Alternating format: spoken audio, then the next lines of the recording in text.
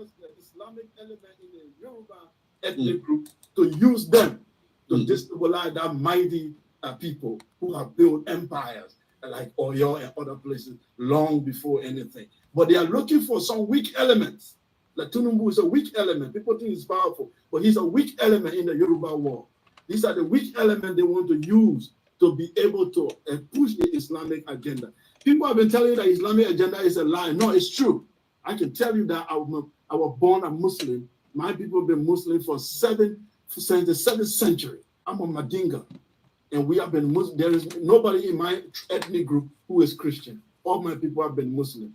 And I studied Islam in northern Nigeria. And I'm telling you, the agenda is to push that country toward Islamic agenda or destroy it completely. So to your question, I will tell you that Nigeria does not have a bright future for now. It doesn't have a bright future for now. The elements that are in the north, and most of them are receiving grants. Some of them, even in university, they are getting grants from this Qatar, and all the extreme Islamic group are giving them money. And they are building, their power is increasing day by day in the political system. They are even creating billionaires that eventually tomorrow they want to control western part of Nigeria. The East a little bit stubborn for them. Eastern Nigeria is stubborn. That's why they are isolating them. The isolation of Igbo. It's not because Igbo hate Nigeria. Igbos are the most Nigerian than any Nigerian. They are every part of Nigeria you find them. They have their own problem for sure, like every African group.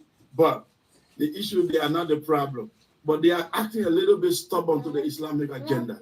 So they have to be isolated.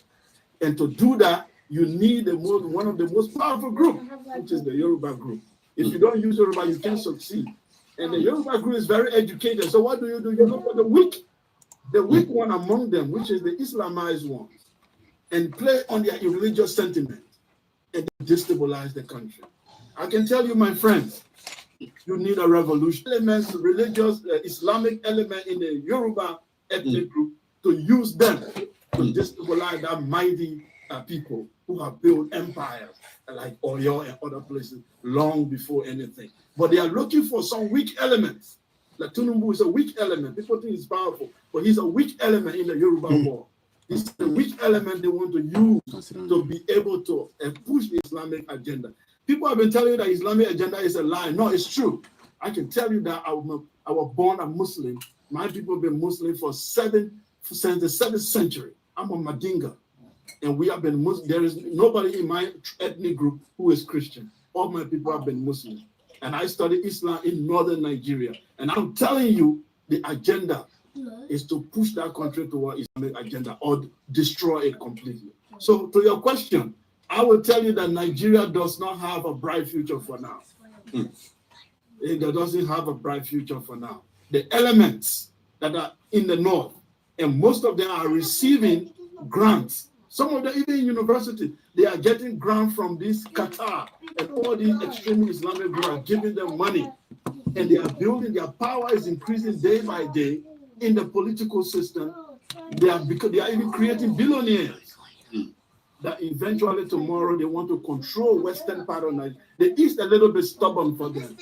Eastern Nigeria is stubborn. That's why they are isolating them. The isolation of so-called Igbo. It's not because Igbo hate Nigeria. Igbos are the most Nigerian than any Nigerian. They are every part of Nigeria you find them. They have their own problem for sure, like every African group. But they are not the problem. But they are acting a little bit stubborn to the Islamic agenda. So they have to be isolated. And to do that, you need one of the most powerful groups, which is the Yoruba group. If you don't use Yoruba, you can't succeed. And the Yoruba group is very educated. So what do? You look for the weak one among them, which is the Islamized ones, and play on their religious sentiment. And then you destabilize the country. I can tell you, my friends, you need a revolution. Elements really. Happy Sunday, in the 14th of the month of January 2023. We are back again, the self-determination campaign. The most important thing, I don't like saying that, but Omadura Young Sheikh Beraga it takes a lot of work for media to set up. Kẹwàá wá sínú program, kẹ́kọ̀ọ́ jókòó, comment, share, like, tó fún wa lówó. I think a lot of us need to understand that we are dedicated. Àwa tá ń jáde, we are very, very dedicated. It's taking a lot of our time to come out because ká tó jáde, a fẹ́ ronú kí la fẹ́ wá sọ àti pé kí ló ṣẹlẹ̀ ká lè fi sọ tá fi sọ ìdí tá fi kúrò nínú Nàìjíríà. But tẹ́yìn bá wá sórí ètò tẹ́ jókòó síbẹ̀ pé a kò máa gbọ́n tó fi sọ ká gbọ́ ká dẹ̀ máa lọ pín ètò share. It's not encouraging at all. So we hope that many of you will help us to share the program. Responsibility tẹ̀yin nìyẹn. Responsibility tàwa ni ká wá sọ. Bẹ́ẹ̀ tẹ̀ wá gbàgbọ́, it's okay. 1 million naira mo gbọ́ lórí Twitter space kan lọ́sàn-án yìí ni láti fi gbọ́ ọ̀rọ̀ lórí channels television. 1 million naira lè máa san fún channels kó tó lè air views yín. So tẹ́ bá rà wá tá à ń jáde torí àwọn lórí mobile phone àwọn anulé wa. It's still a media. I don't know about others. This is still a media. Ní káwọn èèyàn san 1 million nísìn kí a tó bá wọn sọ problem tó lọ nínú Nàìjíríà. Àwọn Plateau, bọ̀bọ́ yẹn náà wọ́n san 1 million naira fún channels television. 1 million naira kó tó lè bá wọn gbé ọ̀rọ̀ tó ń ṣẹlẹ̀ ní Plateau. Ojoojúmọ́ dẹ̀ lè ní sọ̀rọ̀ Plateau ní bíbá. Mo rò pé èèyàn kan wá fún mi ní 1 million. Tabadẹ ní kẹ fún wa lówó nísìn àwọn kan nítorí owó la ṣe ń ṣe Yorùbá ni ṣé mídíà ò nídìí owó 3 million a máa raise ìgbà tá a máa raise a jẹ́ kẹ́ mọ̀ tá a máa fi lọ ṣe òkú ìyá Ìgbòho mídíà nìyẹn owó tẹ máa san fún olóyè ẹ lè san direct ẹ lè san through me kò matter confirm but also what you can do is pay kí mẹ́sẹ̀jì yẹn lè máa rìn dáadáa la ṣe ní kẹ́ pín especially for the algorithm ẹlòmíràn rò pé bí a torí owó YouTube no it's because of the algorithm responsibility ti yín inú ilé lẹ́yìn wà kúkú mọ̀ kí n máa jáde mọ̀mísí mi nìkan àti family mi nìkan ni máa ń fún ní heads up pé mo máa jáde tá bá ti wá jáde tó jẹ́ life yẹn ẹ̀yin bá wa pín ètò kó lè débi tá a fi jẹ́ kó dé mẹ́sẹ̀jì wà látọ̀dọ̀ olóyè Ìgbòho mẹ́sẹ̀jì wà fún gbogbo ọmọ Yorùbá kí ni Bísí Àkàndé ń sọ tí ó fẹ́ yàtọ̀ sí tèmi tí ń sọ ṣé Bísí Àkàndé máa náwọn mọ̀ tẹ́lẹ̀ ni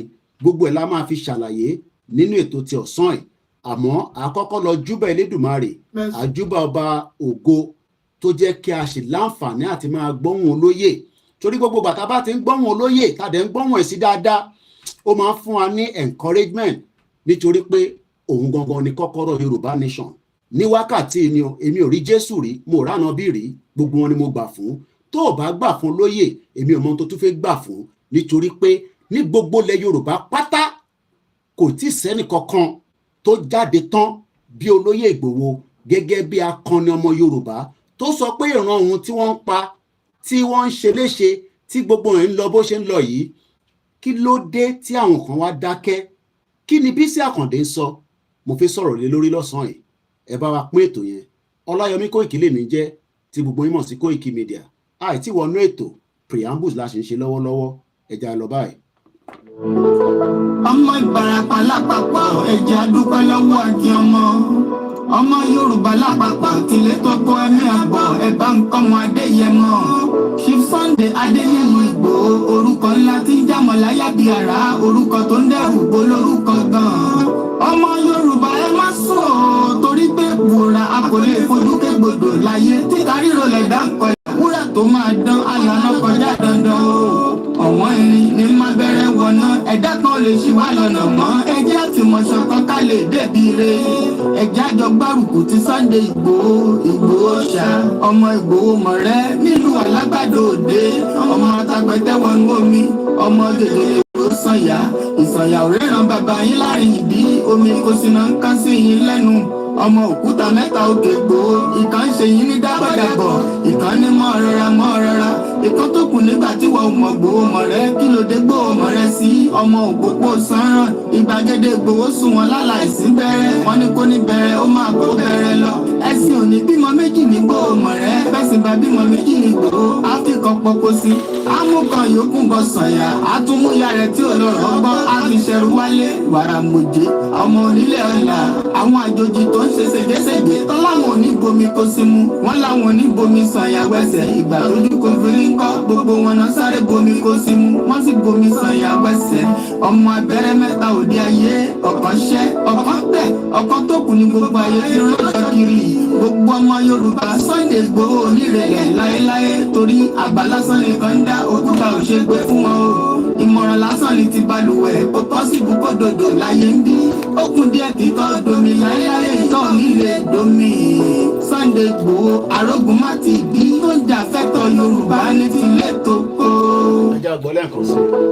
ọmọ Ìbàràpá lápapọ̀ ẹ̀jẹ̀ àdúpẹ́ lọ́wọ́ àti ọmọ Yorùbá lápapọ̀ tilẹ̀ tó kó ẹ̀mí àbọ̀ ẹ̀bá nǹkan wọn Adéyẹmọ Chief Sunday Adéyẹmọ Ìgbòho orúkọ ńlá tí ń jámọ́ láyà bí ara orúkọ tó ń dẹ́rù bó lórúkọ gan-an ọmọ Yorùbá ẹ má sùn ọ́ torí pé ìwòrán akọ̀lé fojú kégbodò láyé títa ríro lẹ̀ dá ń kọlà wúrà tó máa dán àlànà kọjá dandan o ọ̀wọ́n irin ní má bẹ̀rẹ̀ wọ̀nà ẹ̀dá kan lè ṣì wá lọ́nà mọ́ ẹjẹ́ àfìmọ̀ṣọ́ kan ká lè débi re ẹ̀já jọ gbárùkù ti Sunday Igboho ṣá ọmọ Igboho mọ̀rẹ́ nílùú Alágbàdo Òde ọmọ atapẹ̀tẹ̀ wọn gómi ọmọ gèdèrè wodò sànyà ìsànyà òrẹ́ràn bàbá yín láàrin ìdí omi kò sí náà ń kán sí yín lẹ́nu ọmọ òkúta mẹ́ta òkè Igboho ìkan ṣe yín ní dábàdàbọ̀ ìkan ní mọ́ rọra ìkan tó kù nígbà tí wọ́n mọ̀ Igboho mọ̀rẹ́ kí ló dé Igboho mọ̀rẹ́ sí ọmọ òpópó sánràn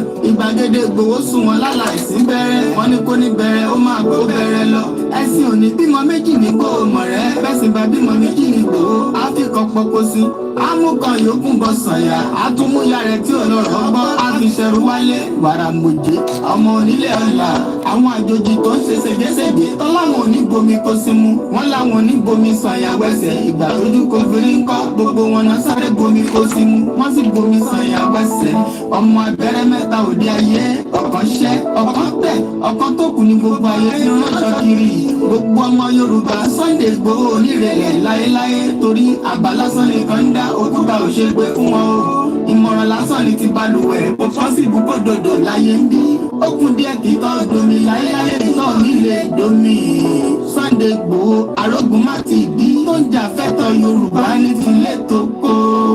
àníri ni Sunday a máa jẹ́ Sunday oṣù January ọdún tuntun 2024 Ọláyọmí Kóìkì ni mò ń jẹ́ self-determination platform ló ń pè bí báyìí oríṣiríṣi program ló ń ṣe lórí social media àwọn kan sọ̀rọ̀ kó àtòbò ìntò wù wọ́n sọ nìyẹn àwọn kan sọ̀rọ̀ politics ìntò mọ̀ sọ nìyẹn àwọn kan sọ pé kí Nàìjíríà kó dá ìntò mọ̀ sọ nìyẹn oríṣiríṣi wàásù lèmi náà ti gbọ́ online prayer àtàlásàlátù àtònífà àti gbogbo ẹ̀ ọmọ èṣù lèmi gbogbo ẹ̀ lèmi ṣe tèmi mo dúpẹ́ lọ́wọ́ ọmọlúàbí apparel kò ń ṣe pé torí mò ń rí wọn àwọn ló dá mi lọ́lá wọ́n ní Mr. Koiki ẹ̀yin ní baba Yorùbá nation tó bá ti ń dì pé aṣọ tẹ wọ̀ yẹn ẹ tí ni kó ti ń gbó ẹ̀yẹn ṣàṣọ fáwa a máa fi ránṣẹ́ sí yín èyí náà lè wá lọ rà á ẹ lè rà fún yàn àǹkárá ti ń tán bó àǹkárá kò mí pò lè pàdé wa ní Ìgbòho town má béèrè lọ́wọ́ mi pé ṣólóyè ń bọ̀ ìyẹn ò ní kankan ṣe pẹ̀lẹ́yìn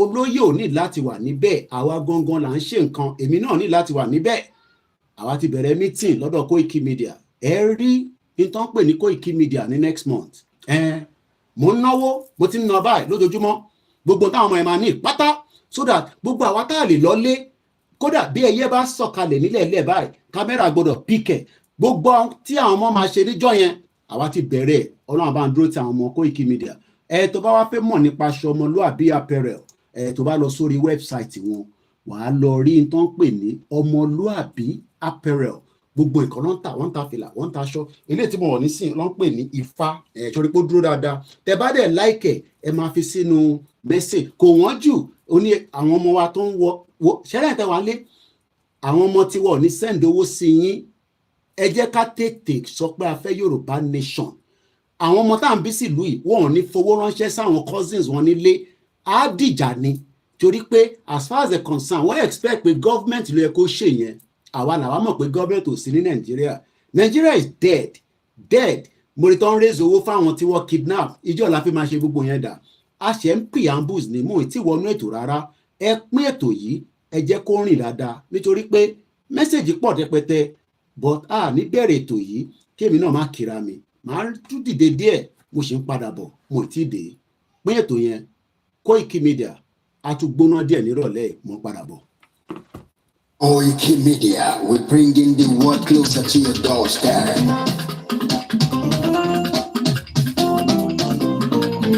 Koikimedia, Koikimedia, Koikimedia, we bringing the world closer to your doorstep. Koikimedia, Koikimedia, Koikimedia, we bringing the world closer to your doorstep. Àwọn sẹ́lẹ̀lá àgbà yìí dá, àwa ló láṣà àti èdè.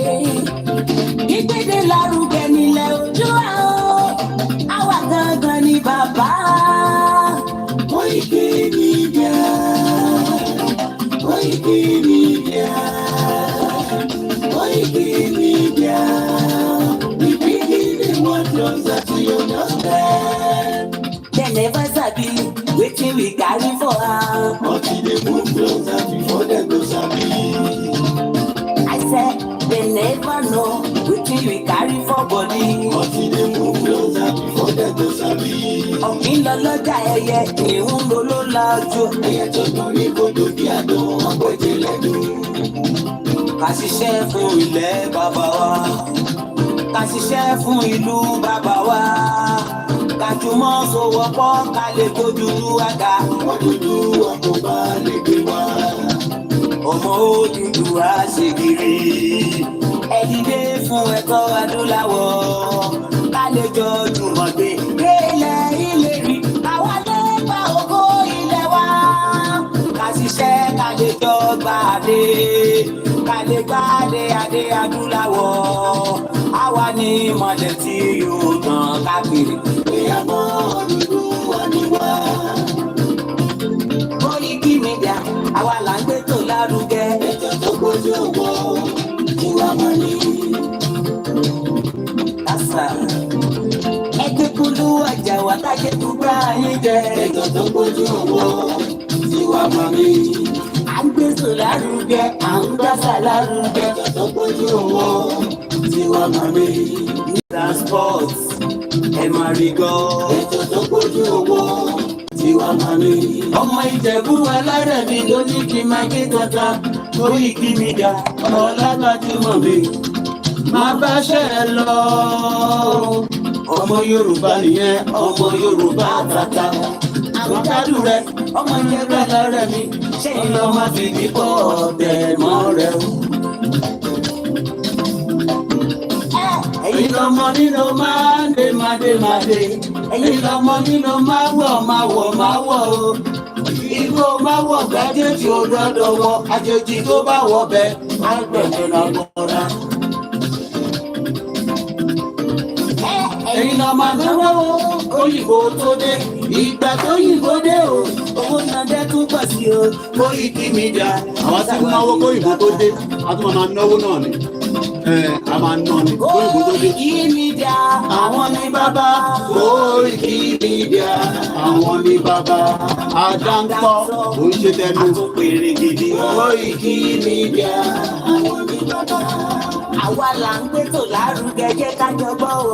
Koikimedia, àwọn ní bàbá. Àtúnjà fẹ́tọ̀ ilẹ̀ wa, fẹ́tọ̀ ilẹ̀ Yorùbá. Koikimedia, àwọn ní bàbá. Ọmọ Oòduà ni wá o. Tọ́pọ̀tọ́pọ̀. Koikimedia, àwọn ní bàbá. Ikú tó ṣe bí lédè òsì, àdìmú bàbá iyọ̀. Koikimedia, àwọn ní bàbá. We're bringing one closer to your doorstep. Wọ́ọ̀dù ni. Akẹ́kẹ́ tó fẹ́ o kàn gbogbo lára ni. Koikimedia, àwọn ní bàbá. Àgbèrègbèdé Olódùmarè ló fún wa ṣe. Koikimedia, àwọn ní bàbá. Gbogbo ayé ẹ̀gbọ́n. Àwa ní bàbá o. Koikimedia, àwọn ní bàbá. Ẹ máa bọ̀ wá ẹgbẹ́ polówó ọjà ni wá Koikimedia àwọn ní bàbá Odùduwà lágbé dání òtítọ́ lágbé dání Koikimedia àwọn ní bàbá àbísọ̀dálẹ̀ àbísọ̀díkẹta Koikimedia àwọn ní bàbá àdúrótán àtúpẹ̀rẹ̀kẹ̀kẹ̀ Koikimedia àwọn ní bàbá Koikimedia will bring you more closer to your doorstep àwọn ní bàbá Koikimedia is around to give us latest is around to give us latest ladies and gentlemen ẹ mú kalẹ̀ sílẹ̀ ẹ tẹ́tí ẹ gbọ́ ètò tó bójú owó ladies and gentlemen ẹ mú kalẹ̀ sílẹ̀ ẹ tẹ́tí ẹ gbọ́ ètò tó bójú owó Koikimedia yìí. Mo kí ọba Elédùmarè, mo kí Jésù Kristi. What God cannot do does not exist. Mo ní pásítọ̀ tí máa ń tẹ̀lé, mo ní àwọn àfáà, mo ní babaláwo, mẹ́tẹ̀ẹ̀ta lèmi ṣe, tó bá wùn ní kí wọ́n ṣe. Mo kí àwọn ọmọ Oòduà, wọ́n ti gbé mi rìn lénìí. Ẹ̀ka dọ́dọ̀ girama, ẹ̀ pé wọ́n sì mọ̀ ń tètè sùn, mo wá pé wọ́n tètè gbé kọ́. Àwa kọ́ àwọn ọmọ yẹn ṣeré lọ. Mo kí ọba Elédùmarè lára gbogbo wa pátápátá. Mo kí gbogbo àwọn balẹ̀ Yorùbá olóyè tí ní ká má bọ ọba kankan mọ́ ẹni tó bá sì ń bọ ọba ẹ fi wọ́n sílẹ̀ especially ẹ̀mọ̀ ká nídà àwọn ọba wọ́n ń bọ̀ pẹ̀lú wa ní next month so ẹ̀yin tẹ́ ń bọ ọba torí olóyè ti invite ọba kódà ti invite Tinubu gan kó náà máa bọ̀ gbogbo wọn la invite mo kí fìlà forí adé ẹjẹ́ àpilẹ̀ anthem wa that means pé a ti wọnú ètò lọ nìyẹn tántẹ̀m bá ti wọlé àti wọnú ètò lọ nìyẹn lẹ́ẹ̀kan sí ẹja gbọ́hùn Jagaban. The cost of fuel has gone up. Food and other prices have followed it. Okay. Households and businesses struggling. Things seem anxious and uncertain. I understand the hardship you face. Okay. I wish there were other ways, but there's not. Ní sùúrù, Bisi Akande ti sọ other way. Kí ló sọ? Ẹ gbọ́ gbogbo tí Bisi Akande sọ. Ó dà ń pé Ọ̀ṣun ló jẹ́, ó ṣe gọ́vnà rí lọ́ṣun. Mo kí ẹ̀yin ọmọ Ọ̀ṣun state. Mo kí gbogbo ọmọ Ìjẹ̀bú Òde. Mo kí iṣẹ́ ń lọ kọ́míríkọ́lápò gbọ́dọ̀ kú kò ní bàjẹ́ fún ẹ. Kọ́ọ̀lù ń wọlé léraléra. Wọ́n wá ní aṣọ tí ń lọ́lẹ̀ pé kò sí likely pé Ankara yẹn máa ó ti ra Ankara carnival ní níjọ́ yẹn máa ronú pé fi wá jalè níjọ́ yẹn wọ́n nà ní nǹkan gidi gbogbo ẹ̀ là ń gbé bọ̀ gbogbo nǹkan là ń gbé bọ̀ máa wá jalè níjọ́ yẹn o torí àwọn diaspora ń bọ̀ àwọn ọmọ Yorùbá ń bọ̀ máa ronú pé ń bọ̀ wá jalè a lè nà ní nǹkan tó yẹ pé Nasarawa ló ti máa lọ bá rẹ ọba rẹ ọdẹ Nasarawa ń kidnap ẹ lọ nìyẹn ẹjẹ àpilantẹ mu àmọ́ kí àtòbí mi mo kí Professor Adébánjí Akíntóyè bàbá yẹn bá pè mí bá tún pè mí lórí fídíò kọ mo ní bàbá mo ṣe kúrò lọ́dọ̀ yín ni mo ṣe kúrò lọ́dọ̀ yín ni ìgbà olórí wa lọ kò sígbà tí mo lè rí olóyè kò dẹ̀ sígbà tí mo lè rí bàbá Akíntóyè mo dáàdì mo ṣe kúrò náà ọmọ mi mo tún ní bèrè kọ́kọ́ ní dáàdì mo ní ma stress ẹ̀yin ní mídíà tó dáa nígbà táwọn bàbá Awólọ́wọ̀ ń ṣiṣẹ́ wọ́n ní mídíà bọ̀ òyìnbó ò jẹ́ kóhùn yẹn lọ sókè this is a new generation gbogbo tí àwọn òyìnbó ò jẹ́ kí a gbọ́ dáadáa nígbà táwọn Awólọ́wọ̀ tó wá sí London ní 1957-58 lákọ̀ọ́ra gbé ṣúkúṣúkú òyìnbó náà ló máa interview wọn wọ́n jẹ́ kí Africa gangan interview wọn gbogbo yẹn ní sàtiwárí pé 419 ní 1914 amalgamation ìwọ tó ṣe ń sọ pé Nàìjíríà máa ṣiṣẹ́ mo wà lórí space kan ọmọ Plateau State ọ̀yàn tó di kábàkàbà fix Nàìjíríà dádì ẹ̀ tó fix Nàìjíríà mo gbọ́ interview tí bàbá kan náà Alhaji Kazeem mo ti gbọ́ gbogbo tẹ́ sọ lórí interview pẹ̀lú MK Abiola amẹ́nubà díẹ̀ mo kọ́kọ́ fẹ́ wo interview yẹn tán délẹ̀ mo gbọ́ tí bàbá yẹn sọ ẹ̀ńtẹ́ ìbá ti rí interview yẹn lọ wò ó sọ̀rọ̀ díẹ̀ MK náà ṣìṣe kọ́lọ́n bá wa pàṣìṣe rẹ ni òun náà ti ṣìṣe tó pọ̀ amọ̀kọ́ bá sanjọ́ ọmọ sí mi dẹ́ máa ń ọ̀rọ̀ tí mo fẹ́ sọ ẹni sí mo sì máa parí program tó pè mí pé náà sọ fún ẹ pé fi bàbá yẹn sílẹ̀ bàbá òfò àwọn bàbá burúkú Ọbásanjọ́ ó ti ta Nàìjíríà dànù. So tẹ bá ń bó Ọbásanjọ́ náà, MKO náà ní lọ́wọ́, gbogbo ọlọ́ni lọ́wọ́. Àwa ni generation ti sìn. Àwa ni generation ti sìn. We must not fail. A máa padà sórí tí Káyọ̀dé mọ̀ lásán lánàá. Àná yẹn ilẹ̀ ti wọlé díẹ̀, ó ti ṣú. Èmi náà bọ́dì mi ti sọ pé ó ti tired. Bọ̀ lálẹ́ yẹn mo ṣe tètè bẹ̀rẹ̀. In tí Káyọ̀dé mọ̀ lásán lánàá, màá tún kà. Ogun ti bẹ̀rẹ̀ lágbàáyé. World War III ó ti súnmọ́. Tógun tá bá ti ń gbọ́ páín níta, ká tètè mọ̀ pé Nàìjíríà páín.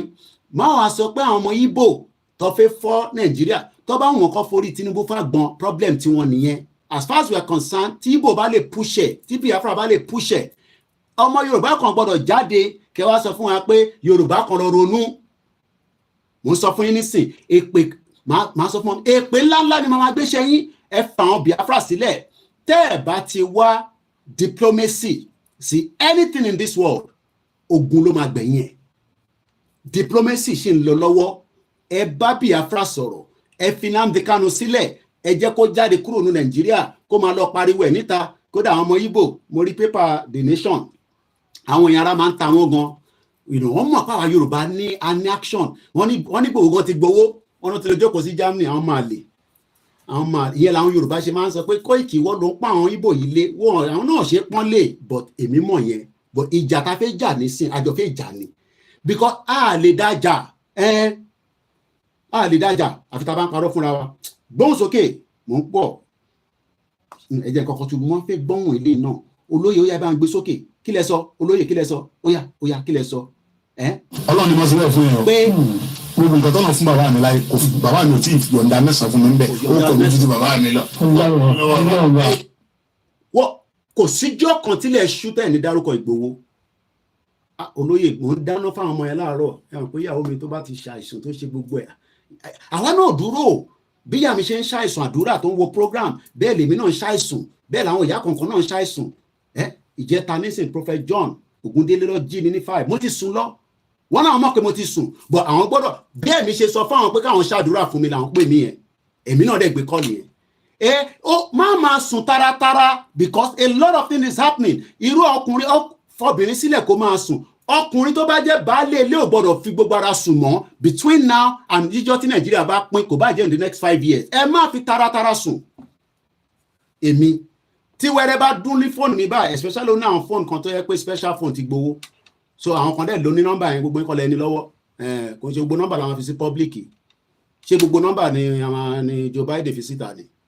Bó ṣe pe nọ́mbà yẹn báyìí, mo náà bolóyè ló ń pè. Mo dìde ní lẹ́sẹ̀kẹsẹ̀. Kò gbọ́dọ̀ pè mí lẹ́ẹ̀mẹ́ta kí n má dá lóhùn. Mo ní ibi tó ń lọ ni mò ń lọ. Ibi tó lóyè bá ní ó yá ni mò ń tẹ̀lé lọ. Àwọn kan ní pé ó ń kó wa lọ sínú ẹ̀rẹ̀. Ẹ jẹ́ kó máa kó wa lọ sínú ẹ̀rẹ̀ torí pé òun sì nìkan ló jáde. Ó jáde tán ju Ìbà Gani Adams lọ, gbogbo ẹni mo fi sọ níbí. A fún ọ̀wọ̀ fún Ìbà Gani Adams. Tó bá jẹ́ pé Ìbà Gani Adams náà ṣe bí olóyè ṣe ń ṣe ni àti fọ́ Nàìjíríà ní 2 years ago. But àwọn fọgbọ́gbọ́n ṣe. Wọ́n bá lọ báyìí, wọ́n lọ báyìí. Ọ̀rọ̀ wọn gbà mí kò fẹ́ yé wa. But we understand it. Àwọn ní position táwọn wà. Aláàfin tó máa pàṣẹ fún Ìbà Gani gan nísìn, Aláàfin ti wàjà. Ta ló máa wá pàṣẹ fún Ìbà báyìí nísìn? Ṣé rí pé we are all in a messed up society. So Ìbà Gani wá fi báyìí. Mo dẹ̀ ti mọ Ìbà kí tó mọ lóyè Ìgbòho. Kọ́lọ́n fọ́run kẹ́ Ọ̀túnba Dàpọ̀ Williams. Àwọn ló gbé Ìbà Gani Adams wá sí London. Mo wà lórí ìjókòó. Prophet Tibetan wọ́n sọ fún Ìbà níjọ́ náà lọ́hùn. Ẹ lọ béèrè lọ́wọ́ ń tó sọ fún Ìbà. Àìtí bẹ̀rẹ̀ Yorùbá nation rárá ní Prophet Tibetan. Gbogbo wọn lọ́jọ́ wà lórí ìjókòó. Ẹ rò pé mo ṣe wà lórí social media ni. Bomb bastard ẹ̀yin ọmọ kéékèèké yẹn orí yín ò pé. 6,000 kilometers I'm away from Nigeria. Tó bá jí mi gbé nílùú yìí, máa make sure pé a bá British fa wàhálà délẹ̀. Because ìtagbé dání is our right. That means pé wọ́n ti compromise. Tó bá jí mi gbé níta is a different thing. But nínú UK tó bá ti jí mi gbé, tẹ́ ẹ̀ gbúrò mi, tí wà látàdé jáde pé òun ò rí Koiki o, kẹ̀yà gbé British government dání sọ́wọ́, àbáwọn fan tó tán lẹ̀. But kó tó dé stage yẹn, àkọ́kọ́ máa ṣe diplomacy. Ọmọlúàbí ni wá, àbí? Kí lẹ sọ lóyè? Mo gbọ́ lẹ́ẹ̀kan sí. Ó yẹ ẹgbọ́n sókè. Kí lẹ sọ lẹ́ẹ̀kan sí? Ẹgbọ́n sókè. Mo Àjíbọ́lá mo lọ sí bàbá mi. Ojú òní mọ́ kọ́mọ́ dàkọ̀ níbi kan. Àìdọ́fẹ́ sọ dáadáa. Tàbí kẹ́ sọ burúkú ọ̀sán kan. Omi lọ́lọ́run fún. Òun lọ́lọ́run fún. So olóyè ti send message kan mo tètè rí láàárọ̀ yìí. Wọ́n wá pè mí dárẹ̀. wọ́n ní coordinator mo ní bá mi wọ́n ní coordinator mo ní mò ń dáná fáwọn ọmọ yín ní kitchen ni èmi náà ń ká ọmọ olóye abroad ló ń pè é òun náà ló ń ká ọmọ tiẹ̀ lọ fún bí wọ́n lọ ṣe exercise wọ́n lọ gbá bọ́ọ̀lù ni wọ́n náà wà ní mọ́tò wọ́n wá ní kí n sọ fún gbogbo wọn Yorùbá YouTube channel kan wọ́n náà wọn làwọn fọwọ́ sí ntolóyè bá dẹ̀ ti fọwọ́ sí agbọ́dọ̀ bá fọwọ́ sí YouTube channel yẹn gbogbo ọmọ Yorùbá pátá ló gbọ́dọ̀ lọ bá wa subscribe lé lórí mo ti jíṣẹ́ o kẹ má wá sọ pé mo jíṣẹ́ olóyè ló rán mi ó bẹ̀ mí ni a máa gbọ́ nǹkan tó lóye sọ nínú fídíò nínú YouTube yẹn àwa tún sí link yẹn síta ẹ̀yin kọ́ lọ subscribe because wọ́n ní lẹ́ẹ̀kọ̀ọ̀kan náà ẹ máa gbọ́rọ̀ láti bẹ̀ wọ́n náà làwọn fọwọ́ sí ojúmọ́ kan ò ní lọ kẹ má dárúkọ lóyè ní gbogbo àgbáyé ojúmọ́ kan ò ní lọ èmi ni mo sọ bẹ́ẹ̀ ẹ máa sọ ní dáadáa àbí ní ìdàkejì ìkànnì méjèèjì ni kí lẹ sọ lóyè mọ̀ gbọ́n yín sẹ́. Ọlọ́run ni mo ṣe bẹ́ẹ̀ fún mi. Ọlọ́run ló ṣe bẹ́ẹ̀. gbogbo nǹkan tó lọ fún bàbá mi láyé bàbá mi ò tí ì fi ọ̀dà mẹ́sàn fún orúkọ mi ju bàbá mi lọ. orúkọ ìdíje bàbá ẹ lọ. gbogbo àtìmọ́lẹ̀ bàbá mi. ojú ò ní mọ kọ́mọ́ dà kọ́ mi nípa àwọn dàkẹ́ sọ dáadáa tàbí kẹ́ sọ burúkú ẹ̀ sábà òun lọ́lọ́run fún. bí n bá sì kú lè gbà sí èmi ṣe. kò dẹ̀ síkú kankan lára ẹ̀ ẹni bá ronú ikú sólóyè ìwọ ló máa gba kú yẹn lọ bẹ́ẹ̀ ni mo sọ ojú ti Buhari ojú ti owó wọ́n fi lọ pa sínú ilé ni gbogbo ẹ̀kọ́ la máa sọ díẹ̀ lólóyè kọ́ rọra yan nínú interview yẹn because àwọn náà gbọ́dọ̀ sọ̀rọ̀ kan délẹ̀ wọ́n fẹ́ pa sínú ilé ni wọ́n fẹ́ pa Ìgbòho sínú ilé ní July 1st 2021 ẹ̀yàn máa lè tó bá pa sínú ilé ṣáwọn olórí burúkú Fúlàní ló máa wá gbà yín sílẹ̀ idiot all over the place tó bá ti pa Ìgbòho sínú ilé ṣé àwọn ọmọ àtìyàwó ẹ̀ inú wa wá máa dùn pé ṣé kò tán yín báyìí ìyẹn ló yẹ ká máa dúpẹ́ fún gbogbo àwọn ìyàwó wọn àtàwọn ọmọ wọn torí pé without them a lè máa rí olóyè bá ṣe ń rí yẹn idiot all over the place bomb bastard ní èèyàn máa lè ẹ̀wọ̀n fẹ́ máa fẹ́ olóyè táyín olóyè ti ṣe ju bàbá ti yín lọ ìtọ́lóyè gbé dání bàbá ti yín kò ṣe dájí ẹ̀ tí Nàìjíríà fi pamọ́ bí tó wà ẹlòmíì ordinary panadol lásán mo tún tura lẹ́nìí ojoojúmọ́ là ń rà tura àwọn ọmọ tó ń bá mi ṣiṣẹ́ èmi ò jẹ́ kọ́ a máa ń sẹ́ndẹ̀ láti bíbá ẹni ojoojúmọ́ là ń rà ó dẹ̀ ní tó lè rà mo tún tura kọjá láàárọ̀ yìí sódà tá a bá máa sẹ́ndẹ̀ ẹrù a lè wà pẹ̀lú ẹrù tá a máa sẹ́ndẹ̀ sáwọn ọmọ yẹn just ordinary fensic fake làwọn ọmọ Ìgbò kó wọlé tó fi pa gbogbo àdànù ordinary paracetamol fake ni n tó pa bàbá tiẹ̀ nìyẹn I'm sure pé n tó pa bàbá àtìyẹ́ nìyẹn olóyè wa ní ká avoid gbogbo yẹn bàbá yẹn sọ̀rọ̀ dáadáa mo ti play anthem mo ṣe warm up ní ẹ mọ̀ pé tí bá ti dé nígbà mi bá ti bá fire up báyìí lẹ́ẹ̀kọ̀ọ̀kan gbọ́dọ̀ rí bẹ́ẹ̀ bàbá yẹn sọ̀rọ̀ dáadáa bàbá Alhaji Kazeem yẹn ẹ̀mú ìtọ́ bá fẹ́ ti ń bẹ̀ ẹ̀mú nù ẹ̀ ó ló ṣe jẹ́ Dangote nìkan lọ́kọ́ gbogbo resources Nàìjíríà fún ẹ bá kúkú gbé aṣọ rọ̀kì fún Dangote Tinubu gbọ́dọ̀ fọ gbogbo kinní yẹn délẹ̀ idiot all over the place wọ́n gbé gbogbo Nàìjíríà wọ́n gbélé Dangote lọ́wọ́ ẹ̀yin wá ń sọ pé àwọn ọmọ Yorùbá ò rí ṣe kí ló dé táwọn ṣe rí ṣe Tinubu gbọ́dọ̀ fọ́ gbogbo ẹ̀dẹ́lẹ̀ wọ́n náà gbé Central Bank gbà ní Lagos State bring it back to Lagos State kó gbé CBN yẹn kó máa gbé bọ̀ lẹ́kọ̀ọ́ mo ti sọ fún Tinubu kó pín Nàìjíríà military sọ́nà mẹ́ta gbogbo ammunition Nàìjíríà ó gbọ́dọ̀ kó díẹ̀ padà wá sẹ́kọ̀ọ́ idiot all over the place wọ́n kó gbogbo ẹ̀ lọ sí north ó gbọ́dọ̀ dá padà wá sísàlẹ̀ so that ìjọ́kíjọ́ tó bá rẹ́dì pé a fẹ́ pín Nàìjíríà tó bá gbé owó níbẹ̀ yẹn à já látòkè àkọ́kọ́ já bíríjì dànù ó kù díẹ̀ ni mo sọ bá a máa ṣe diplomacy tó pọ̀ lọ́rọ̀ tó wà ńlẹ̀ ẹja play anthem ká tó máa wọnú ètò lọ bomb bastard bàbá tí ò ṣe tó lóye ṣe ó jáde tán ó fi gbogbo rẹ̀ sílẹ̀ wọ́n ti àkáǹtẹ̀ kò rí owó mú jáde olórí burúkú Buhari ó kówó fún Dangote kó máa ná owó bó ṣe wù ní Nàìjíríà ìwọ wá ń sọ kò ní da fún bàbá ẹ̀ ni mo sọ bàbá ò ní ṣoríire ìwọ tó bá sọ pé olóyè òun tó ń sọ idiot all over the place Buhari sí gbogbo Nàìjíríà ó bankrupt Nàìjíríà látòkè délẹ̀ ó mú owó tí olóyè fi ń ṣe business ó lọ́kẹ̀ pa for over 3 years bàbá yẹn ọ̀rọ̀ owó mú jáde ìwọ wọn kò ní da fáwọn tó bí ẹni mo sọ fún ẹ bomb bastard yín idiot all over the place Sàbírò àbí kí lórúkọ lórí burúkú ọmọ àlè yẹn ẹ mọ ẹ tó kó jẹ́ nínú Nàìjíríà òun ló ń control Emefiele wọ́n mú gbogbo Nàìjíríà wọ́n pa gbogbo ẹ̀ àrí business ṣe tó bá ní o fẹ́ invest kankan báyìí o lè rí ṣe à ń lọ sí church ọ̀rọ̀ church ló wà ń lẹ́nu idiot mo ní control ẹ̀sìn la gbé dání we are already locked up in that shito country Buhari gbé gbogbo Nàìjíríà ó gbélé Dangote ẹ lọ gbọ́ interview tí Alhaji Kazeem yẹn sọ kí ló dé ṣé wọ́n ní ìran wa ti ń ṣe business mọ̀nsí mi ti ń travel kan tó bí mi ní 1978 kò ní dá fún ìyá ẹ̀ ìlú mẹ́rin lórí ìyá ẹ̀ lọ idiot all over the place 23 countries ní mọ̀nsí mi ti lọ nígbà tó di 1990 nìyẹn ẹ̀ sọ pé bí nǹkan ṣe ń lọ yìí kó má dípò máa tọrọ magí ló ṣe sá kúrò ní Nàìjíríà ó rò pé ó mú àwọn ìyá ẹ̀ kúrò ní Nàìjíríà ni àwọn ìyá tó ń taṣọ ní gọ́tà tó ń ṣe dáadáa wọ́n ń ṣe U-turn lọ sí Amẹ́ríkà ṣé bàbá tiẹ̀ lọ ṣe U-turn lọ sí Amẹ́ríkà idiot all over the place àwa sọ̀rọ̀ ẹ wá máa sọ jágbàjàgbà lẹ́nu èèyàn máa lẹ́yìn tó bí ní 1990 Bisi Akande ti dá yín lóhùn ó ní wọ́n gbọ́dọ̀ gbé constitution yẹn wá sílẹ̀ ẹjẹ́ play anthem ká tó máa wọnú ètò lọ kò ní dá fún yín ni mo sọ ìpínlẹ̀ máa gbà lọ́sàn yìí idiot all over the place mo kí yín olóyè lẹ́ǹkan sí ọ̀run àbá ń dúró tì yín mo sọ fún yín pé mo wà pẹ̀lú yín 24/7 any day anytime tẹ́ bá ní ó ti yá náà nìyẹn kò tí ì yá a ṣe ń warm up ni nígbà tá a sọ pé ó ti yá èèyàn máa lè náà rẹ̀ fà wálẹ̀ torí ń tẹ́ fẹ́ jẹ ṣèbí ó ti débẹ̀ nísìn ọmọ òdì kì í ṣe ibi bẹ̀bẹ̀rẹ̀ èyí tó bá lè ṣe kó ṣe àwọ̀ onígbàdúrà ikú fún ẹ̀mí gígùn àtàláfíà ló máa fi lò délẹ̀ bọ̀ Nàìjíríà gbọ́dọ̀ pín that is the end of it idiot all over the place gbóhùn sókè anthem ká tó máa tẹ̀síwájú. orílẹ̀-èdè àgbéga àgbéga àgbéga ìgbàgbọ́ bàtì bẹ̀rù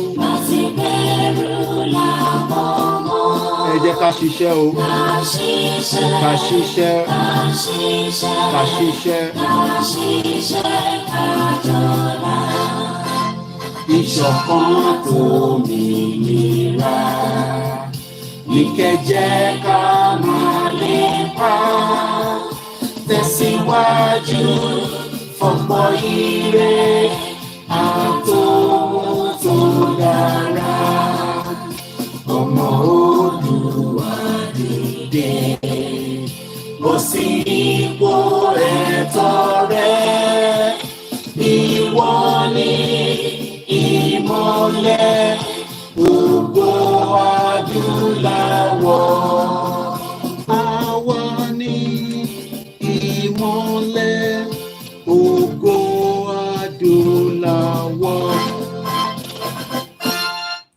Happy Sunday and welcome to the Sunday broadcast. Sometimes you could get very bitterly angry.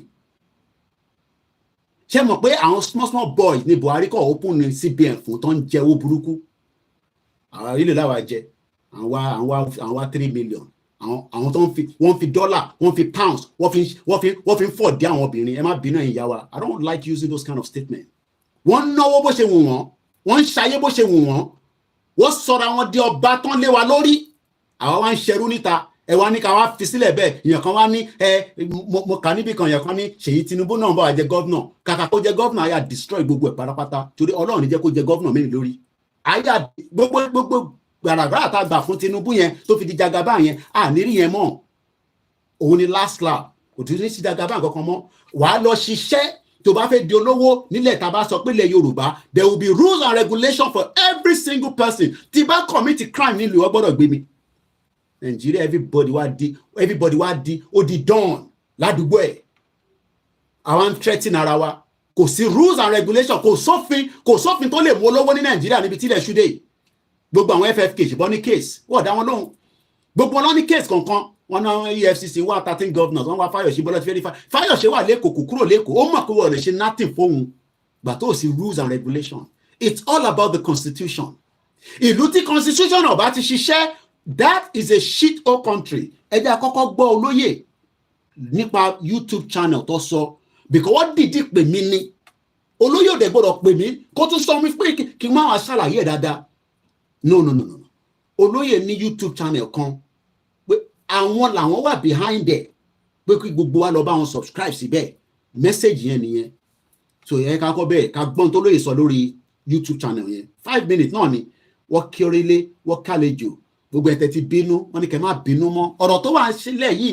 kò ń gbogbo ọlọ́kàn ó kan ọmọdé ó kan àgbàlagbà ọmọ kan lọ́nà pípa lọ́sìn kọ́lọ̀ fọ́run kẹ wọ́n wá 60 million àwa ń raise owó fún terrorists lórí social media nílẹ̀ ayé wa ti ìlú tó tẹ̀ lówó ṣe pé yẹ kí Nigerian government ẹ̀ ṣe budget fún ẹni tó bá kidnap kó lọ síbẹ̀ tó bá ti rí evidence for kidnapper kó rówó kó dẹ̀ lọ sanwó because the military is as useless as tissue paper tó bá ṣì ń dúró de Nigerian military bóyá kí n kọ́kọ́ fẹ́lẹ̀ kí n fi táìlì omi bó torí pé ẹ̀yin kì í fẹ́ òtítọ́ àwọn ọmọ Yorùbá ó dìgbà tó bá wọlé wá bá wa olóyè ló slow it down gbogbo pé àwọn terrorists fi pa wá yẹn olóyè Ìgbòho òun ló slow it down and it can only slow it down for a longer than 8 years tí Tinubu wá ti kúrò ńbẹ̀ that is the end of it tabashi nsapa ṣe ń pariwo Yorùbá nation tí Tinubu bá ti kúrò ńbẹ̀ mo ní kẹ́ lọ máa prepare fogun a dẹ̀ fẹ́ ja ogun a fẹ́ lo diplomacy a fẹ́ negotiate a máa jáde ní rally a máa ṣe gbogbo tó yẹ ká ṣe and abroad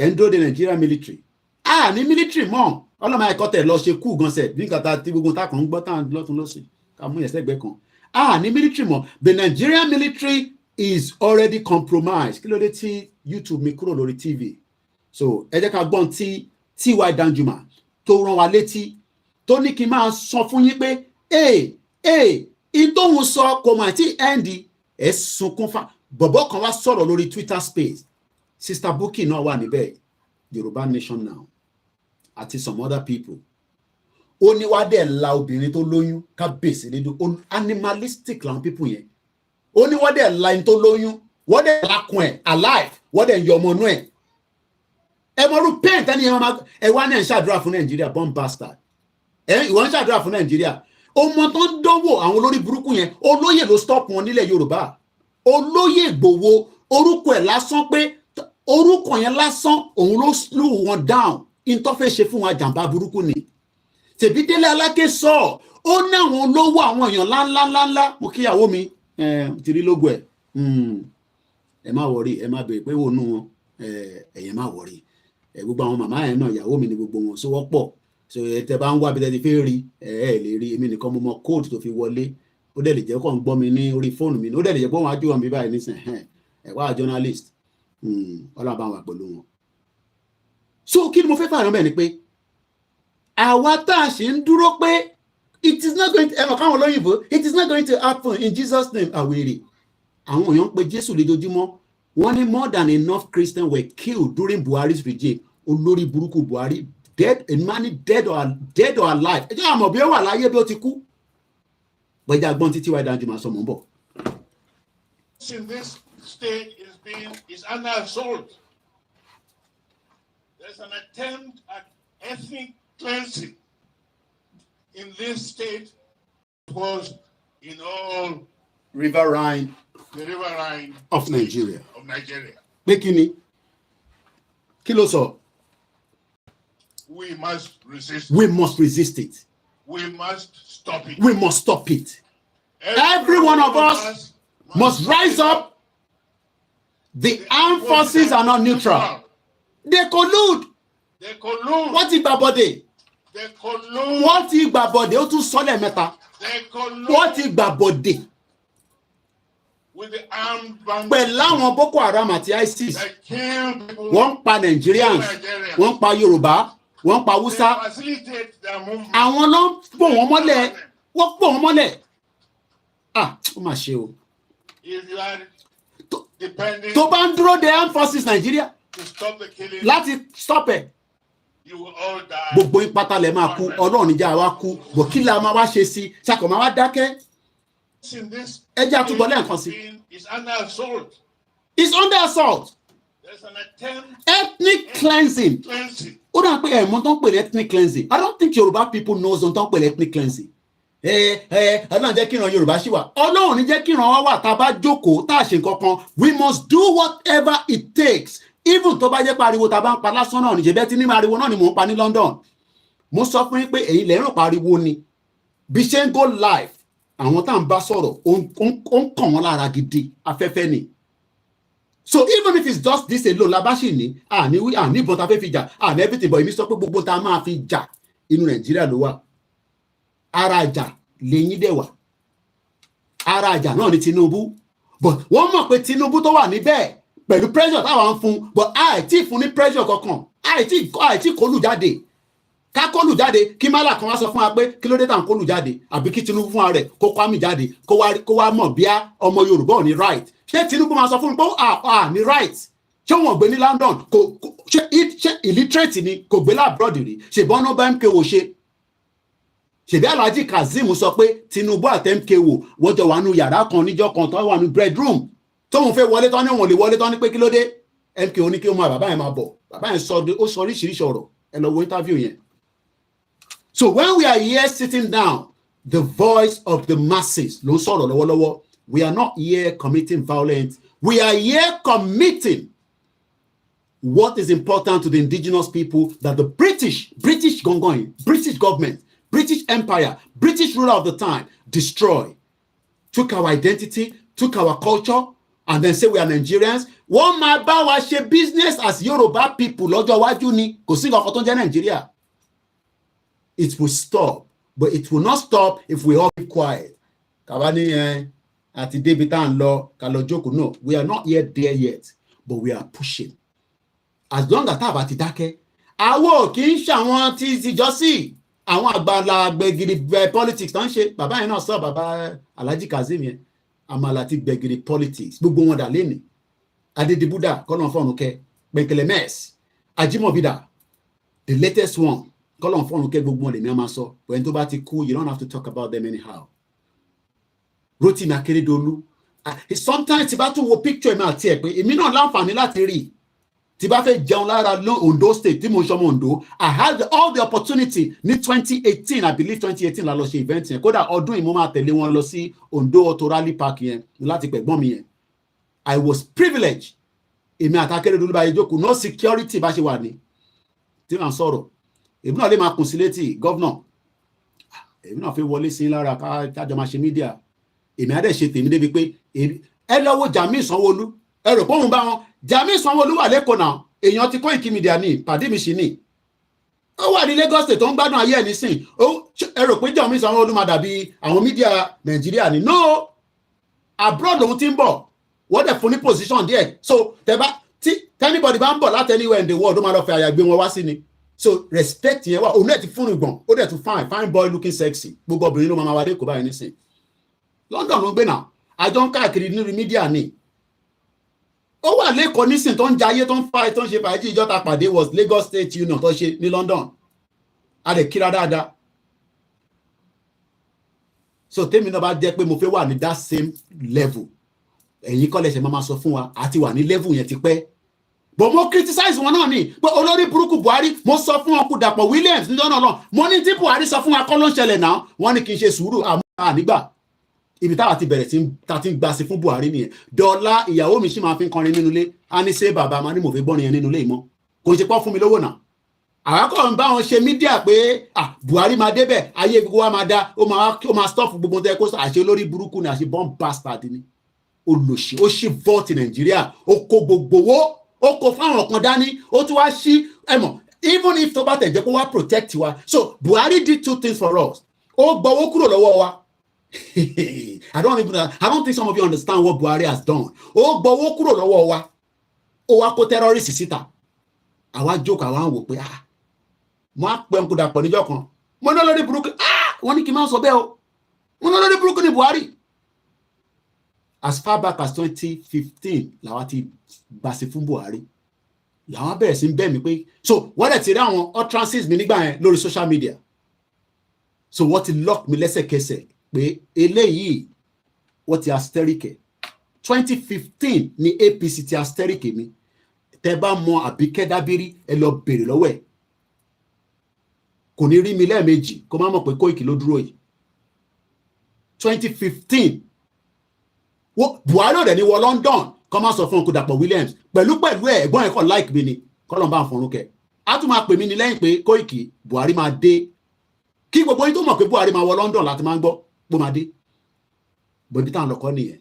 What we are now saying is that gbogbo system àti ẹ̀mọ̀ pé àṣẹ Yorùbá nation tẹ̀ ṣe ń bọ̀ àwákọ̀tẹ̀ bí bàtẹ́ gbà ń pè ẹ̀ ń bù à ń warm up ni mo délé ní 2015 mo ń ṣe ìlú náà lélẹ̀ ìlú òfò mo dé Àgùdà ẹ lọ́wọ́ Àgùdà yẹn gbogbo àwọn ọmọ Ìgbò ti bàjẹ́, àwọn ọmọ Yorùbá náà ti bàjẹ́, àwọn ọmọ nílẹ̀, mo rí ẹ̀gbọ́n mi Gbàdàmọ́sí on complain lórí social media, àwọn ọmọ nílẹ̀ wọ́n fi ẹ̀ṣẹ̀ fọ́ra yín lẹ́yìn, ṣé ayé náà nìyẹn? Ṣé bẹ́ẹ̀ ṣe ń fẹ̀ṣẹ̀ fọ́ra yín lẹ́yìn tẹ́ bá fẹ́ ra lé l'Amẹ́ríkà?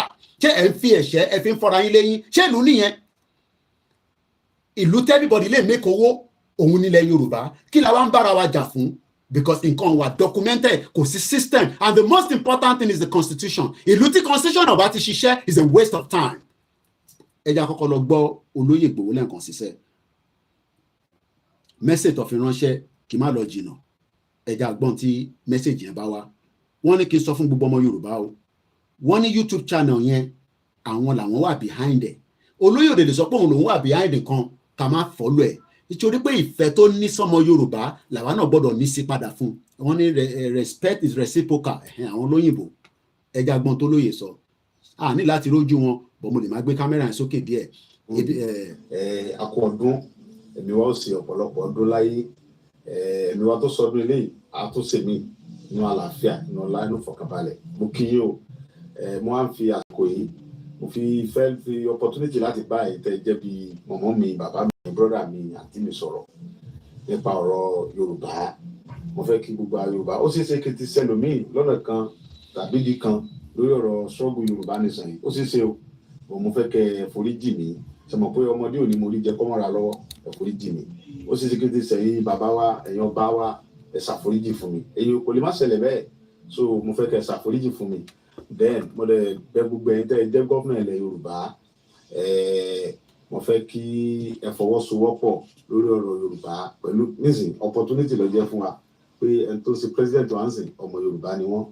Mo fẹ́ kí ẹ̀yin bàbá náà sọ pé tọmọdé bá ṣubú awo wájú, tágbàlagbà bá ṣubú awo ẹ̀yìn wò. Mo fẹ́ kẹ́ wo ẹ̀yìn wò.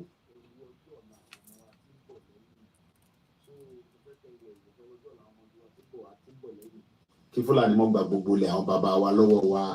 Kò yẹ kó rí àwọ̀ lágbára láti lọ sílẹ̀ Fúlàní ká mọ lọ bá wọn jà, ká mọ jí wọn gbé, ká mọ pa wọn, ká mọ lé wọn kó lórí property wọn. À lè ṣe bẹ́ẹ̀ o. Àwọn Fúlàní yìí ní àyà, wọ́n ń wá sórí ilẹ̀ wa, wọ́n ń pa wá, wọ́n ń jí àwọn bàbá wa gbé, jáwọn àti wa gbé, wọ́n ń gbowó ebèrèbí lọ́wọ́ wọn, wọ́n ń ba dúkìá wa jẹ́. Ẹ jọ̀ọ́ ẹ̀yin bàbá mi, ẹ̀yin mọ̀mọ́ mi, mo bẹ̀ yín ni o, kì í sọ̀rọ̀ jà, kì í sọ̀rọ̀ kí mo fẹ́ kẹ́ ẹ jẹ́ ká fọwọ́sowọ́pọ̀. So gbogbo nǹkan tó ń bàjẹ́ nípa tèmi, gbogbo dúkìá tó ń ṣe bí wọ́n ṣe lé mi kó lò mátà kò bà mí nínú jẹ́. Tí bá yẹ pé ti àwọn tó kú brother mi Rabata, ọ̀rẹ́ mi Àdògán àti mọ́mì mi tó kú tí mi sí mẹ́gbà tó kú, ìyẹn ló jẹ́ nǹkan tó dùn mí náà kan. Gbogbo property tó bàjẹ́ yẹn mi ò mú wá sílé ayé. So mi dẹ̀ ní mo lọ tí bá kú àti gbogbo bàbá olówó kẹ́ kú àbó kú ọwọ́ mú gbogbo property rẹ̀ kò possible. So mo fẹ́ rọ̀ wá, ẹ jẹ́ ká fọwọ́sowọ́pọ̀ ká mọ̀ jẹ́ kí Fúlàní ó gba ilẹ̀ bàbá wa lọ́wọ́ wa. Ó ṣe pàtàkì gidigidi gan. Ó ṣe é ṣe kí n ti ṣe ọ̀pọ̀lọpọ̀ ẹ̀yin tẹ́ jẹ́ bí gómìnà wa ilẹ̀ Yorùbá níbi kan tàbí méjì, mo bẹ̀ yín, ẹ foríjì mi. Bí mo ṣe mọ̀ ọ́ sí ọ̀nà tí mo gbé gbà tèmi mọ̀ tí mo rò pé mo lè gbé gbà ni mo gbé gbà yẹn. Gbogbo ọ̀nà tẹ́lẹ̀ náà bá mọ̀ pé ẹ lè fi gbé gbà láti fi fọwọ́sowọ́pọ̀ pẹ̀lú wa ká lè gba ilẹ̀ wa lọ́wọ́ àwọn Fúlàní. Ó ṣe pàtàkì. Ẹ jọ̀ọ́ mo bẹ̀ yín, ẹ dáríjì mi tí bá ṣẹ̀ yín. Mo fi àsìkò yìí mo fi ń rọ gbogbo ẹ̀yin ọmọ Yorùbá káàkiri àgbáyé. Mo fẹ́ kẹ́ fọwọ́sowọ́pọ̀ láti tì mí lẹ́yìn láti sin mọ́mì mi torí látìgbà tó ti kú yẹn ó wà nínú mọ́túárì. So mo fẹ́ bò wọ́n mọ́lẹ̀ ní February 22, 23, 2024 ọdún tá a wà yìí. Mo fẹ́ kẹ́ fọwọ́ tì mí lẹ́yìn gbogbo ẹ̀yàn bá wa káàkiri ilẹ̀ Yorùbá. Mo fẹ́ kẹ́ ràn mí lọ́wọ́, kẹ́ ṣàdúró tì fún mi. Ọmọ rí ọgbẹ̀yìn yìí náà. So kò sí bá a ṣe lè ṣe tó náà, at least àsìkò Ọlọ́run ká tún dára pé mi ní sí mẹ́mbà tí mọ́mì mi kú ni.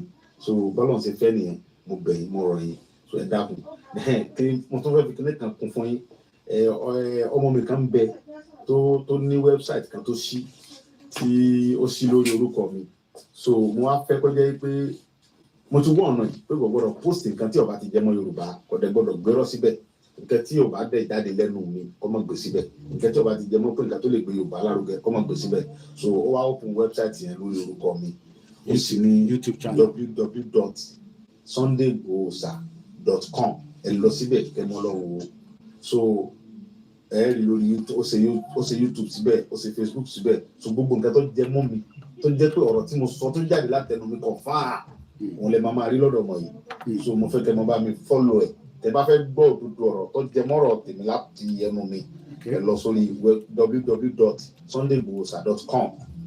So ọmọ ẹ ọmọ dáadáa ni ilé ẹ̀sọ́ ọmọ pọ̀rọ̀ original ọmọ Yorùbá ni mi ò dẹ̀ mọ́rí ṣùgbọ́n mo rí pé ọmọ tí ó wà nílùú yìí tó dẹ̀ nífẹ̀ẹ́ Yorùbá tó dẹ̀ follow so bó ṣe wá mi wá tó wá kí mi gan ó jẹ́ nǹkan tó jọ mi lójúmọ́ dẹ̀ sọ fún pé nǹkan tó bá ti fẹ́ rí mi ó mọ lé mi ní Germany bí tí má dẹ̀ wà Nàìjíríà náà tó bá tẹ̀lé tó náà ń bọ̀ mi òkú mọ́ mi ni gbogbo nǹkan tó bá jẹ mọ́ mi kẹ́tẹ́ bá ti gbọ́ látọ̀dọ̀ láti orí program ẹ mọ̀ pé confam èmi ni mo sọ kò lábà wọn kankan ohun tó jẹ mọ́ mi ní ògbè ẹsẹ mo dúpẹ́ o ọmọ rere ọgbẹ yín o so gbogbo ẹ mọ Yorùbá ẹja fọwọ́sowọ́pọ̀ kájọ gbé Yorùbá gòkè àgbà ó ṣe pàtàkì torí pé kò ní da káwọn ọmọ wa ti ń bọ̀ lẹ́yìn ọmọ wa fẹ́ pé kí wọ́n fi ìpínlẹ̀ ń sọ́dọ̀ àmì bàbá bá kú Yorùbá kò yẹ kí Yorùbá wà nípò ipò wájú ni Yorùbá wà ẹwọ kò tí Yorùbá wà lẹ́yìn ẹran wà papọ̀ so ẹ jẹ́ kí òǹkàlùkù kó jábélé ẹ jẹ́ kálukú ó ṣe tiẹ̀ kì í ṣe dandan ní ta bá ṣèyàwó tí ò bá jọra wọn ẹ jọ mi fọlọ́ọ̀bẹ ẹ ṣé mo dúpẹ́ thank you.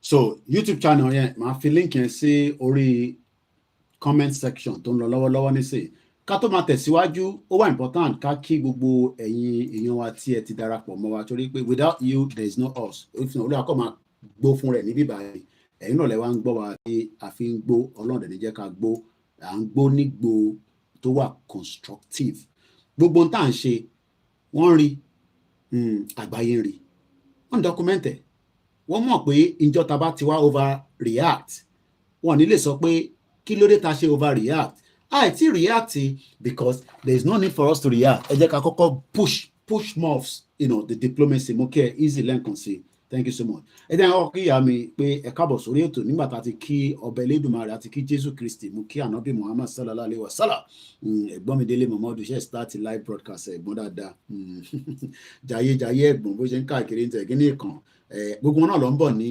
tòkú lágbára Elédùmarè mo kí bàbá wa Adam Ọlámilékan ẹ ṣé gan ni Pastor Mo happy Sunday mo kí mo fi tọba Elédùmarè mo fi kí mo fi ti Jésù Kristi ìyá mi alálùbáríkà Abọ́sẹ̀dé Rachel Ìgbínàbárò ẹ ṣé gan ni happy Sunday my brother ẹ kúṣẹ́ takuntakun Gani Olóyèdè mo rí ẹ ń bẹ̀ mo kí bàbá wa Waris Jinadu àwọn mọ̀ nípa finance mo kí Bishop Adesina mo kí Comrade Omeyo the youth leader mo kí Prophet Ológunlúwa mo kí gbogbo àwọn silent quiet listeners àwọn kan wò mí báyìí nísìnyí àwọn comment mo mọ̀ pé ẹ̀ ń take note mo kí gbogbo àwọn students tó jẹ́ Nigerians tó ṣẹ̀ dé láti last year 2 years ago I met some of them coincidentally some few weeks around the Christmas but you remind Mr. Koiki kí ni wọ́n ṣe ládùúgbò mo ní ẹ̀rọ pé mi quietly máa mú káàkiri with you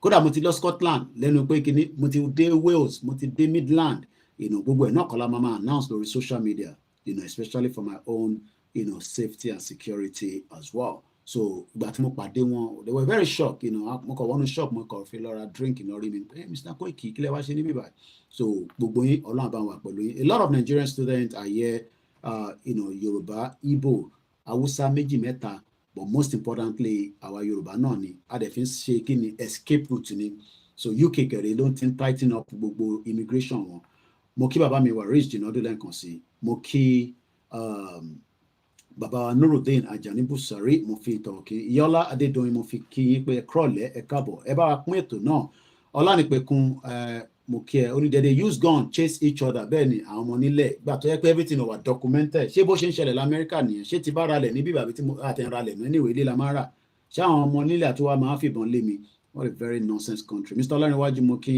ẹ̀gbọ́n mi tí mo pàdé lánàá inú wọn dùn gan and I'm so happy that mo máa ń sọ pé ghost kan ní gbogbo wa I met him yesterday it was a great opportunity to meet him nígbà tí mo lọ ra àwọn tripod mo tún lọ ra mélòó kan sí lánàá so so that kálí tètè send ẹ̀ sílé torí àwọn ọmọ tó máa ṣiṣẹ́ because it's going to be a very busy gbogbo angle I need níjọ́ yẹn gbogbo angle I need kò bá ìgbéró yẹn ṣe lè pọ̀ tó Koikimedia gbọ́dọ̀ cover gbogbo angles yẹn so we need more equipment to be able to work with so yẹn la ṣe ní ẹ support wa orí space ni mo ti gbọ́ tán ní 1 million naira ní channels máa ń gbà just to air a small interview 1 million naira so kọ́lọ́n kó wà pẹ̀lú wa Mrs. Teresa Mukima ẹ káàbọ̀ ẹni ẹ kú iṣẹ́ takuntakun may God give us the reward bẹ́ẹ̀ ni àtẹ̀mí àtẹ̀yìn gbogbo àwọn ọmọ yín pátápátá ló máa rí comment ṣe rí gbogbo tẹ́ ń comment ó wà documented ó wà archive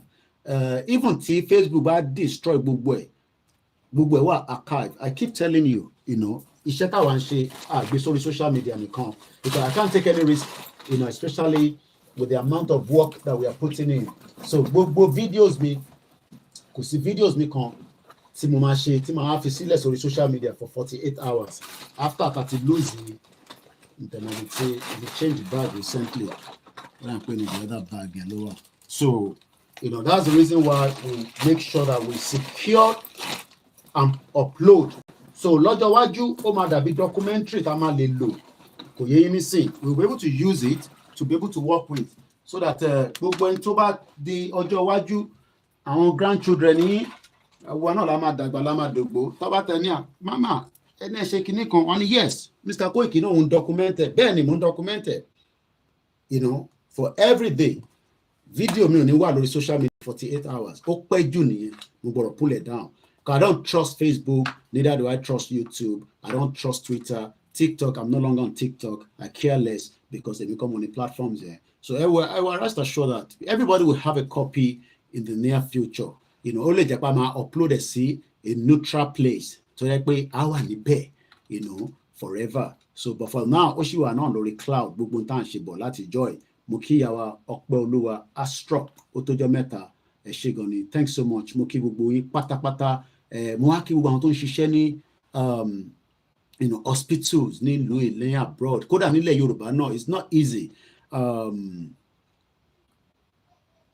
Mo wo fídíò kan but later mo wá ní ọ̀dà kan ní fídíò wà dotted I don't know Tiwa Savage ó complain nípa healthcare nípa kinní kan but nígbà tí mo wá tún ka comment àwọn kan ní fake account ni kò jẹ́ kí n lè share ẹ̀dùn pé àwọn adé ti ní we gotta be very careful in tó bá ti jẹ́ ta lè mú kókó Yorùbá yẹn ó dédé we don't want to share it. Bàbá Adékúnlé Rahman mo kí yín sà mo kàn fi kí yín briefly kí n tó wọnú program lọ Bisi Akande ó sọ̀rọ̀ kí ló sọ ẹ jẹ́ ká jọ gbọ́ ká wá padà sórí Káyọ̀dé mọ̀ látàǹbàbọ̀ lánàá ká dẹ̀ máa bá ètò lọ 23rd program yìí máa wáyé bàbá mi ọmọọba Abíọ́dún Chapel mo wà lórí program wọn ní Mr. Koiki ní kíyàn kọ̀ọ̀kan máa ríran bẹ́ẹ̀ ni mo bẹ̀ yín ni ẹ má lálàkàlà títí di ìgbà tá a máa fi parí ètò yìí tá a bá wá ṣe tán ẹ lè lálà mí tí o tẹ bá lálà tẹ bá sẹ́ndẹ̀ sí wa wíwú jọ because mo ti ń tẹ bá lálà ẹ bẹ Ọlọ́run ẹ ṣàdúrà ẹ pẹran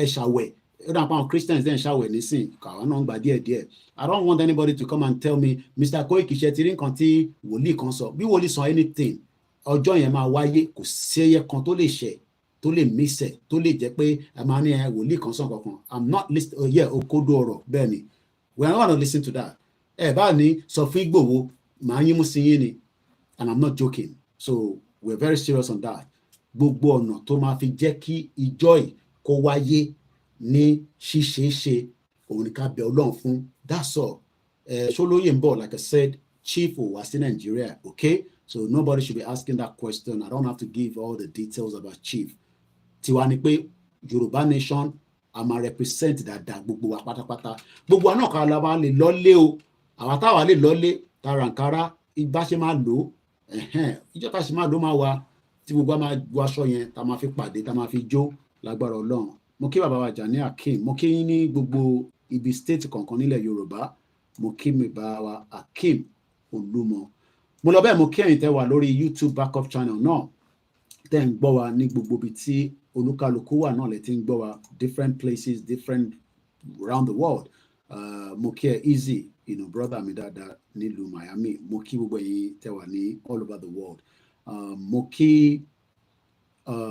ọba tó fi àsìkò yìí tó fi ṣe gàrí tíra fún wa ẹ̀yàn kò tó bá yẹ pé time yìí kò sí social media tẹ́ pé narrative NTA channels nìkan la kàn ń dúró dè ṣe wọn kó máa difficult gan imagine ká máa ní opportunity báyìí because this is like a broadcast itself I mean people are watching us all over the world mo ní brother mi kan láti Australia every now and then Mr. Koiki ṣàlàfíà lẹ́wà mo ní gbúrò yín ni o that is long distance ibi táyé parí sí nìyẹn ayé kankan dẹ̀ parẹ́ ẹ má yẹ ní ọkàn fúlù yín pa ayé kankan máa parẹ́ do your best nínú ayé tá wà yìí in tó bá lè ṣe tẹ́ bá lè especially Nigeria is very difficult in tẹ́ bá lè ràn lọ́wọ́ ẹ ràn wọ́n lọ́wọ́ platform tiwa ẹ bá máa gbọ́ pé mò ń raise owó lójoojúmọ́ kẹ́ send message sí mi. I'm sorry, I have a lot of responsibility. 25 staff ló wà lórí mi tí mò ń look after. Mo ní family tèmi náà. So bí a yẹ pé Mr. Koiki ń raise owó lórí social media ká wá lọ ba lẹ́yìn èèyàn kan ẹni tó bá fẹ́ kú mo sorry ẹ gbé lọ sí hospital tó bá gbà lọ hospital ẹ lọ governors yẹn bá politicians yẹn ní tó bá wọn ní kẹ́ ṣe pẹ̀lú wọn. Responsibility tí wọ́n nìyẹn to give you all those services. If they can't give it to you, then ẹ máa prepare mind yín for ìjọ tí àwọn bá ti sọ pé so bó ṣe jẹ́ nìyẹn. So I'm gonna move swiftly. I'll catch up ẹni tó wà lórí Instagram. Shout out to you. Mo lọ bẹ́ẹ̀ mo kí àwọn tó wà lórí MixLR. Comrade Plan B ni Tinubu is not ready to do all that. Ó dẹ̀ sọ pé good evening. Allow Baba mo kí ẹ. There's a lot of sad situation in Nigeria. May Nigeria not happen to us. Kí ni Bisi Akande sọ? Gbogbo àná la mọ̀ tó ń pè ní Bisi Akande. Tó bá ní àwọn kàbá èèyàn kan ti ṣàlàyé fún mi pé Koiki wọ́n ló ń stress ara ẹ̀ kàbá in tó mì ní pé àwọn tó súnmọ́ government tó yẹ pé wọ́n need appointment níbi tí asọ̀rọ̀ kìdé lálẹ́ nísìn ṣe fi pé irú Bisi Akande tabakọ̀ kún mọ́ bàbá yẹn lé èmi ò fẹ́ pọ́n lé ni mo ṣe ń la orúkọ mọ́ kọ̀ gbogbo ọlọ́mọ títọ́ but ìjà táwọn ń jà àti táwọn gbé dání ojú gbogbo wa máa clear very soon because expectation Yorùbá pọ̀ lórí àwọn expectation Yorùbá pọ̀ lórí tiwa because wọ́n ní dọ́là ń pa ojoojúmọ́ làwọn sọ pé dọ́ọ̀ ni mò ń pa. I read all the comments sometimes I don't get bothered pé liar dọ́là ń pa so that means pé expectation yín orí Tinubu ló wà so that means pé àwa kọ́ máa campaign lọ àdé máa monitor gbogbo tó ń lọ especially irú àwa à monitor tó ń lọ lágbàáyé because àgbáyé ló máa tún determine tó ń lọ Nàìjíríà. Tẹ́ bá ń dúró de pé United Nations is so divided that láti ìjọ tí wọ́n ti dá United Nations sílẹ̀ America ló ń fund ẹ̀ tó pọ̀ jù not don't fund it fully but àwọn gangan ló ń inject owó sínú ẹ̀ and that means pé ní ever get a full resolution látọ̀dọ̀ wọn so tí America bá sọ pé àwọn fẹ́ resolution kan veto máa wà láti China àti Russia. Kò tẹ̀ wá ń ṣe nísìn where there's a lot of problem between the West and Russia. Angu tí Káyọ̀dé Mọ̀lá brother mi tó fi sọ̀rọ̀ lánàá nínú pépè. So there's a lot. So ta ló ń pè ní Adébísí Àkàndé? Àwọn tó bá mọ bàbá yẹn dáadáa especially àwọn tó bá wá láti Ọ̀ṣun state. Gbogbo náà ti dàgbà. Àwọ̀ wá gbàdúrà ikú fún anybody but tó bá possible tó bá lè gbé sniper jẹ́ kó máa lọ because as far as we concern most of them as useless as tissue paper but pray kú fún wọn. He's 84 years old. Ó wá láti Ìlá Ọ̀rọ̀gùn ó rí bàbá kan tó wà ní Ìlá Ọ̀rọ̀gùn ọ̀tẹ̀ pè mí mọ́ lẹ́njọ́ mẹ́ta bí ó ti yára Yorùbá nation ti sún wọn ni bí àwọn ọ̀tẹ̀ lówó data mọ́ ni wọ́n lè má pè pastor kílọ̀tẹ̀ ń jẹ́ but mo mọ̀ pé Ìlá Ọ̀rọ̀gùn ló ti máa ń pè mí ní gbogbo 2 years ago adẹ̀náwó náà ṣe ta lè ṣe nígbà yẹn but so Bisi Akande ò ní ṣí kò ní need interview kó tó wọ Aso Rock níbi tílẹ̀ ṣúdé lálẹ́ because àwọn tó ń pè ní kàbá nìyẹn. He was a former governor of Osun State. So I'm just going to give us a brief of his background.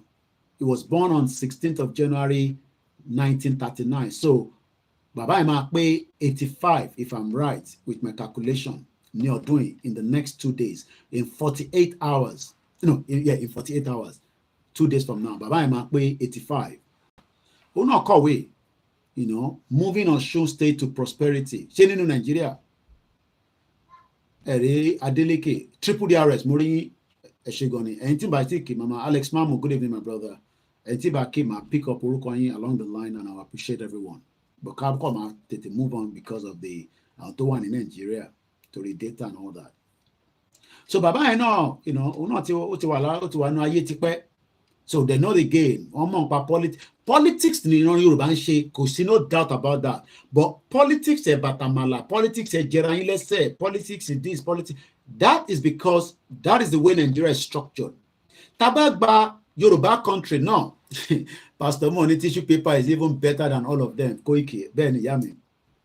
Tábà gba Yorùbá country tá à ń sọ yìí náà a máa ṣe politics but we want a system that works in tó kọ́kọ́ lè jẹ́ kí ìlú kó work láyé yìí orí pé kí constitution tí gbogbo aráàlú fọwọ́ sí ṣe rí constitution yẹn bí akínkàn tún remind wa ẹ mọ̀ àti kò ń ṣe pé àìtí gbọ́ tẹ́lẹ̀ but just a reminder so màá kàn sọ pé 1999 constitution lórí YouTube ó máa gbé àwọn videos kan wá tá a ti gbọ́ tẹ́lẹ̀ tá a bá wá gbọ́ fídíò yẹn àwa padà sọ́dọ̀ bàbá wa kákọ̀ kan lé ẹ̀mọ́ tí kò tún pè ní bàbá wa ẹ pa ọmọ Yorùbá ọmọlúàbí yẹn torí ìpele ẹ kí n máa fúnra bàbá ẹ ní gbogbo gbàgbọ́ ẹ torí nítorí fi sọ pé ọmọlúàbí sì wà lára wa ìyàtọ̀ wa àtàwọn Ìgbò nìyẹn ìyàtọ̀ wa àtàwọn Haúsá nìyẹn kò ń ṣe pé àwọn Ìgbò náà ní ìwà tiwọn but ọmọlúàbí ethos tó ń pè wá yẹn ẹ wo bí ṣe sọ̀rọ̀ látẹ̀kọ́ nìyẹn mo ti ní bàbá wa ṣé bàbá mi nísìn ẹ̀ ń tẹ́ kí ní bàbá òfò but again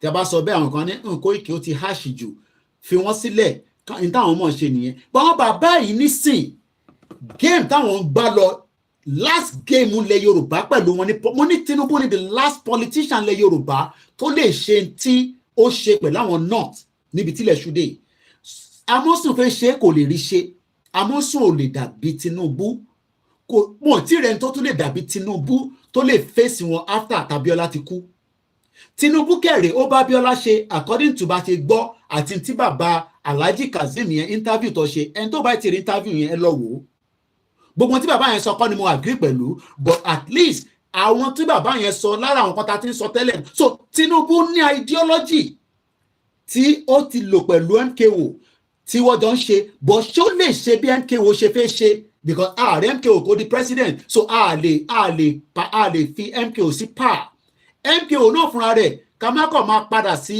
òun náà is a very dirty man let me just leave it like that very very dirty man but for the fact that Tinubu wà níbẹ̀ nísìn àwọn bàbá 85 yìí tá a bá lọ fi ọkàn sí wọn pé in tí àwọn sọ fún Tinubu ó máa ṣe tí Tinubu bá lọ di pé kò lọ ṣe kí lè rò kó máa ṣẹlẹ̀ sí gbogbo ọmọ Yorùbá ṣe rí pé pressure yẹn máa pọ̀ gan this is the reason why táwa lórí self determination a gbọ́dọ̀ kúrò lórí ẹ̀ for as long as the influencer of Iyaloja to help Tinubu the ideology táwa gbé dání à ń ṣe agitator movement la gbé dání self determination la fẹ́ so in táwa gbé dání yẹn a gbọ́dọ̀ mẹ́nu kúrò lórí ẹ̀ kò even kí Tinubu máa ṣe dáadáa yes ó ní láti ṣe dáadáa even run country lọ́wọ́ àwọn ọ̀rẹ́ tí ní country so we must not move our legs into bá wọn anybody ní kò sọ mo kí ìyàwó grandma Lé Ajayi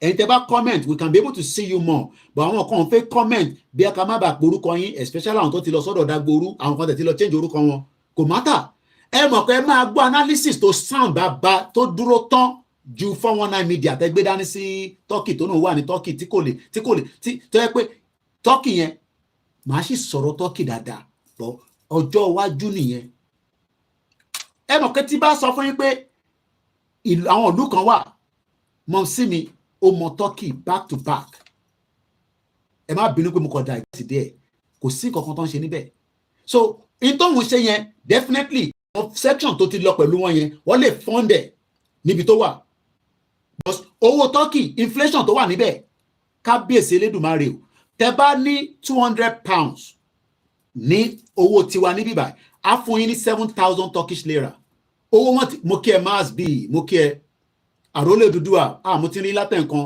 bẹ́ẹ̀ ṣe comment yẹn padà nísìn ni mo ṣáà mo rí látẹ̀ nǹkan ẹ má bínú ẹ̀gbọ́n mi kò ní bàjẹ́ fún yín gbogbo yẹn ẹ̀gbọ́n mi Ọlọ́run jẹ́ ń ṣẹ̀yìn Ọlọ́run jẹ́ ń ṣayé àwọn ayé tó wá ń bínú sí wa ẹ ṣe sùúrù ni torí pé a fẹ́ gbára wa kúrò nínú òkùnkùn tó kó wa sí ilẹ̀ Yorùbá dùn ó lárinrin ayé tí bàbá mi jẹ mi ò tí ì jẹ mo ṣeré bàbá mi máa ń kírun ní London ní Baker Street a wọlé ní Thursday a kí Jímọ̀ ní Friday a wo football níjọ́ Saturday a dẹ̀ padà sékòó tó bá dẹ̀ di Monday wàá bá ní site tó máa bá gbádá dànù tó ń ṣiṣẹ́ lọ gbogbo opportunity yàn sí fáwa nísìn kò ń ṣe pé àwọn ọmọ Yorùbá lazy bọ̀ olórí burúkú Buhari ti kówó lọ so Turkey tẹ́ ń rí yẹn inflation ti bà tiwọn jẹ́ níbẹ̀ but what is strong because what he invest owó mo kí bàbá wa Bámidélé Aliu mo kí ẹlẹ́ẹ̀kan sí mass b àti wọn media wa mo kí home base mo kí gbogbo yín pátá so Turkey tẹ́ ń rí yẹn so irú nǹkan tó ń ṣe yẹn definitely táwọn Yorùbá bá fún wa ní 100 pounds láàárọ̀ ẹ̀ bẹ́ẹ̀ ṣe ń fèmí náà lọ ń fáwọn so àwọn náà ní section tó ń tọ́jú òun náà níbẹ̀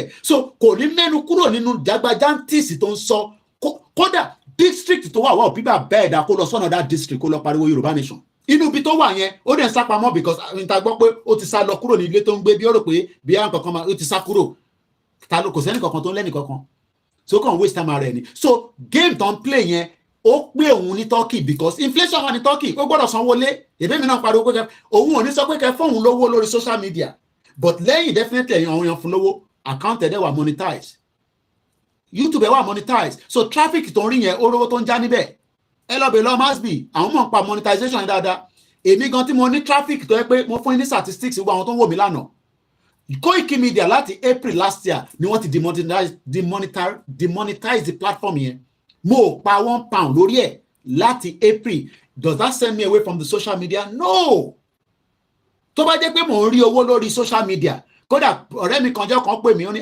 òun dẹ̀ ń bá mi wọ́kọ̀ owó tí mo kó tó di pọ́tẹ̀ block mi nìyẹn ó dẹ̀ send message ó ní eye báyìí ló yẹ kí n máa rí lórí social media ní sinmi ní kí ni ẹni ṣe pẹ̀lú ẹ̀ ẹ̀bẹ̀ mi ni mò ń ṣe wàhálà mo ní bí àwọn tó tẹ̀ fẹ́ júmọ̀ náà nìyẹn tó fi gbé wálẹ̀ but kò ń ṣe gbogbo èèyàn kankan olórí burúkú Lai Muhammed kò ní kú síbi táṣọ ẹ̀ wà òun ló report èmi àti Simon Ekpa pé wọ́n gbọ́dọ̀ gbé YouTube wá wálẹ̀ but ìdí tó ṣe lè gbé tèmi wálẹ̀ torí pé kò ń ṣe Nàìjíríà mo ti register ibi ìwà mo ti register but I won't go into all that area but Lai Muhammed gangan ló ní kó gbé channel wá wálẹ̀ but pẹ̀lú ẹ̀ ó ṣì ń grow more people are still there so tó bá yẹ pé mo máa pawó ni yes average of tá bá ń pa £1,000 tẹ́lẹ̀ by now ó yẹ kí n ti máa pa jù bẹ́ẹ̀ lọ but ṣé láti April yẹn ṣé mo sá kúrò lórí social media ànọ́rọ̀ owó kọ́ ló wà nílẹ̀ so mo kàn sọ fún yín pé so ẹ̀yin tẹ́ ń sọ pé wọ́n ti gba country tẹ́ wà lábẹ́ wọn yẹn you are wasting your time ká padà sórí ibi tá a wà mo kàn mẹ́nu lọ́bẹ̀ ni because it's just a distraction ojoojúmọ́ mo lọ ń gbọ́ program ẹ̀ the same rhetorics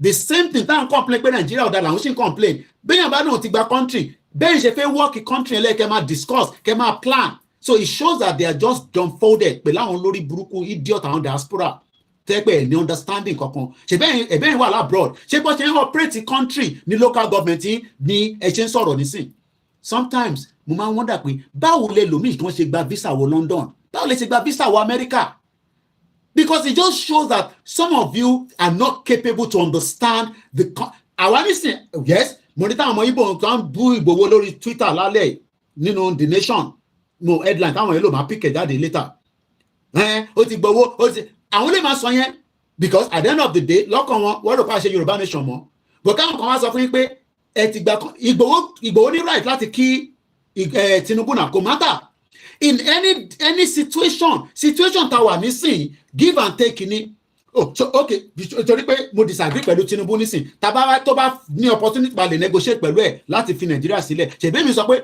kó gbé CBN yẹn kó dá padà wá sí Lagos State kó dẹ̀ pín military sọ́nà mẹ́ta kó kó ammunition sọ́dọ̀ tiwa kó kó díẹ̀ sọ́dọ̀ àwọn Igbo àmṣọ́pọ̀ ní kó fáwọn ọmọ Igbo torí ọmọ àwọn yẹn máa tètè fọ́ Nàìjíríà but kó kó díẹ̀ sọ́dọ̀ tiwa náà so advantage náà ló ṣì wà there will be always advantage and disadvantage kẹ́yìn kan máa sọ pé Tinubu kọ́ ni gọ́ọ̀mẹ̀ntì nísìn ẹ̀yin gbé gọ́ọ̀mẹ̀ntì yín bọ̀ orí yín ti gbálẹ̀ ẹ̀ mọ́ tẹ́ ń sọ ẹ jẹ́ ká padà sọ́dọ̀ Bisi Akande lórí 1999 constitution látọdún mẹ́ta láti ń ṣe analysis ẹ̀ léra gbogbo mídíà pátá kò sẹ́ni tí kò sọ̀rọ̀ 1999 constitution bí bó ṣe yé wọn mọ́ Bisi Akande wá sọ̀rọ̀ kan nínú pépà bọ̀ká tó gbọ́rọ̀ tó sọ mo fẹ́ lọ gbọ́ intí professor mo máa ń láìkì ti professor yẹn àwọn sọ̀rọ̀ yẹn dáadáa nípa 1999 constitution ok bí aka kọ́kọ́ gbọ́ ti bàbá yìí the former senator Adeyeye Sahara ló ní fídíò yìí bọ̀ mo ní right láti lò Ṣòwòrẹ́ tèmi náà ni ẹja gbọ́n tí bàbá yìí sọ. Freeze your card instantly through the advert ibi táwọn náà ti ń jẹun ní gbogbo yẹn our republic. Okay. It says unity and faith. Okay. Peace and progress. Okay. The truth is, whatever a man sows, the same he will reap. Okay. And that goes for a family. Mm-hmm. That goes for a tribe. Okay. That goes for a nation. And that goes for a multinational republic such as Nigeria. Okay. When a nation or republic cannot keep faith with justice, okay, and with the truth, okay, it will never achieve unity. It will never achieve peace. Okay.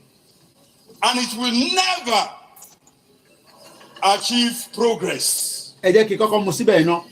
Now, the same constitution tí bàbá yìí máa ń sọ̀rọ̀ lórí, òun náà máa ní Tinubu ṣì ń lò.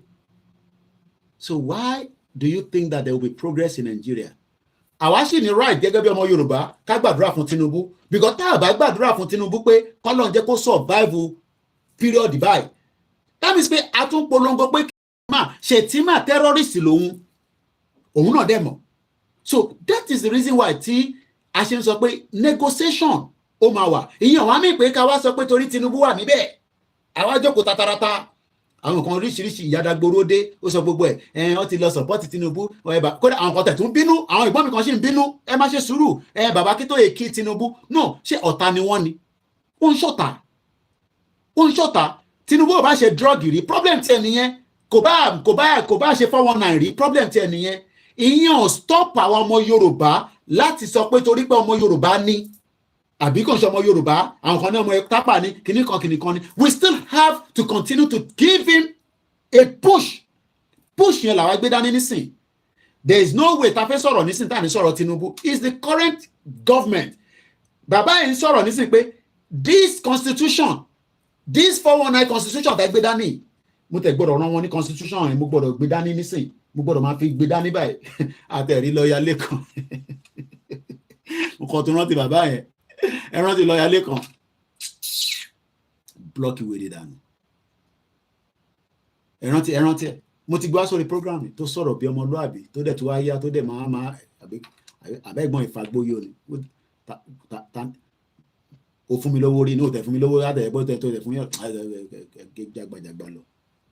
So what we are trying to say is that this constitution ni expectation ọmọ Yorùbá, because as far as I'm concerned Nigerians problem ti yín nìyẹn, but yẹn ọmọ Yorùbá constitution yìí náà lè expect pé kí Tinubu ṣiṣẹ́ lé lórí.